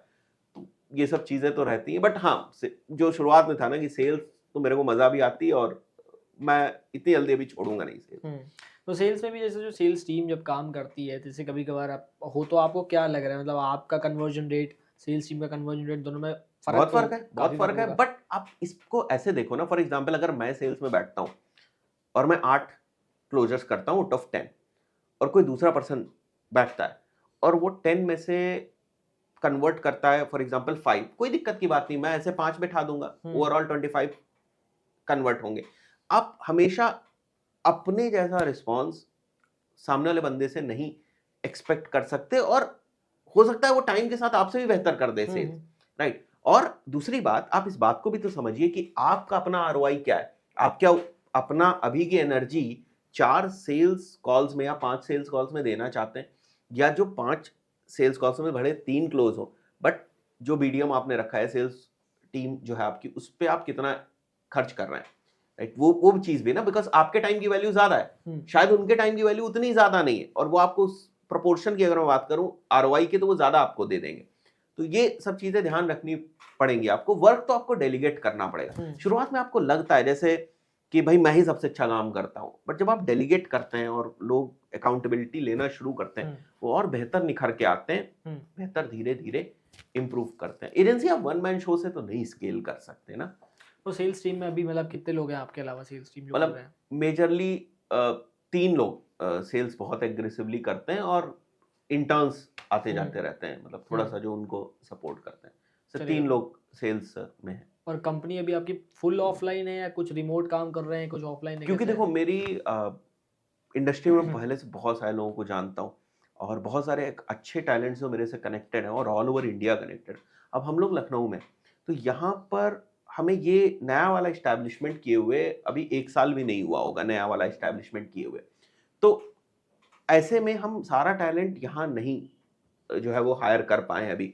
तो बहुत सारा हमारा ऐसा टैलेंट है जो अभी जो है वो ऑनलाइन आप बोलो या वर्क फ्रॉम होम रिमोट। वाले मोड पे बोलो, बट क्योंकि वो बहुत टाइम से मेरे से जुड़े हुए हैं, तो कोई प्रॉब्लम नहीं होती। रिमोट को मैनेज कैसे करते हो आप? जैसे क्या रिमोट में जैसे ज़्यादातर जैसे जो मुझे अभी फिलहाल प्रॉब्लम है हाँ। रिमोट में ऐसा होता है कि जो रिमोट में बंदा है, मतलब वो थोड़ा एक के साथ थोड़ा सोचता है, अरे ये भी मिल रहा है, इसको भी ले लेता हूँ, ठीक है? जैसे एक साथ 2 काम करने लग गए वो, you can moon not manage. Lighting वगैरह, हाँ, नहीं देखो तो मुझे नहीं फर्क पड़ता इस बात से, नहीं, नहीं, बिकॉज तो लेट्स सपोज़ अगर आपका काम सही से नहीं हो पा रहा है, तो आप उन्हें मैनेज कैसे कर रहे हो कि तुम कर भी रहे हो या काम नहीं नहीं, कर रहे अगर हमारा काम नहीं सही से हो पाएगा, तो फिर हम तो काम ही नहीं करेंगे उनके साथ ना, we will find another option. हो? मतलब देखिए, अगर कोई बंदा हमारे पर्पस को ही नहीं समझ में पा रहा है, और हमने एक बार उसको समझाया, वो नहीं समझ पा रहा है, तो फिर हम उसके साथ काम नहीं करेंगे, है ना?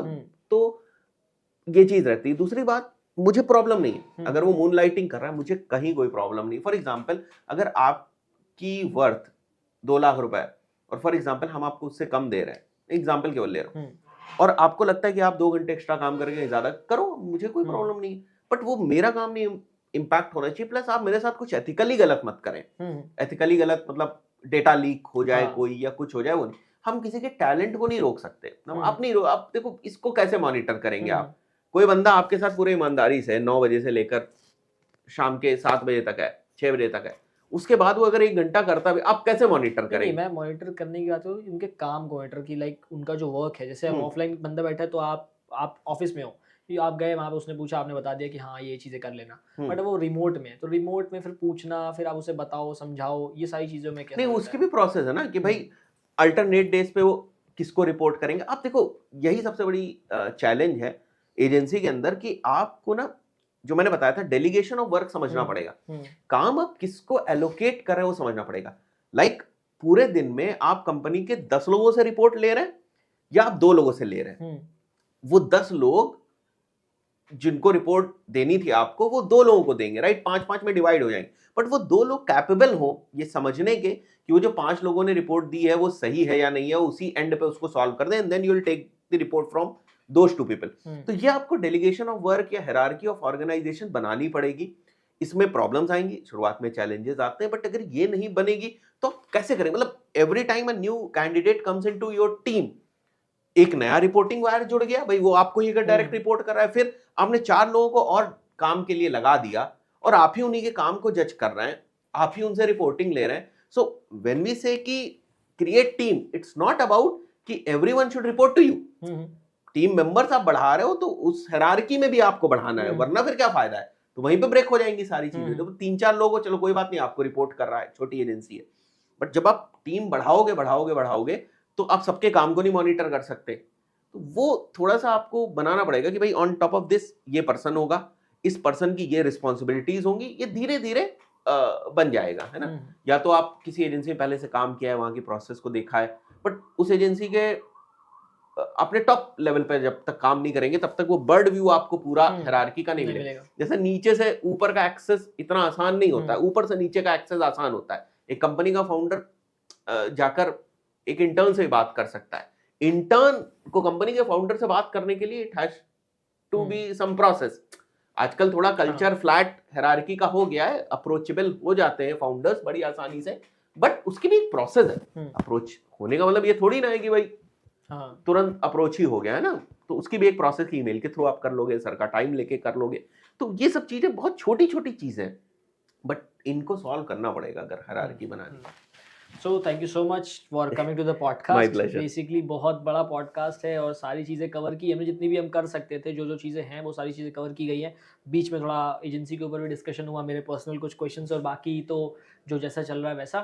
Thank you so much for coming My over here. pleasure. और बाकी अगर आपको Meta ads, Google ads, SEO कुछ भी सीखना है तो आप सर के चैनल से भी सीख सकते हो, और बाकी मेरे चैनल से तो सीख ही सकते हो।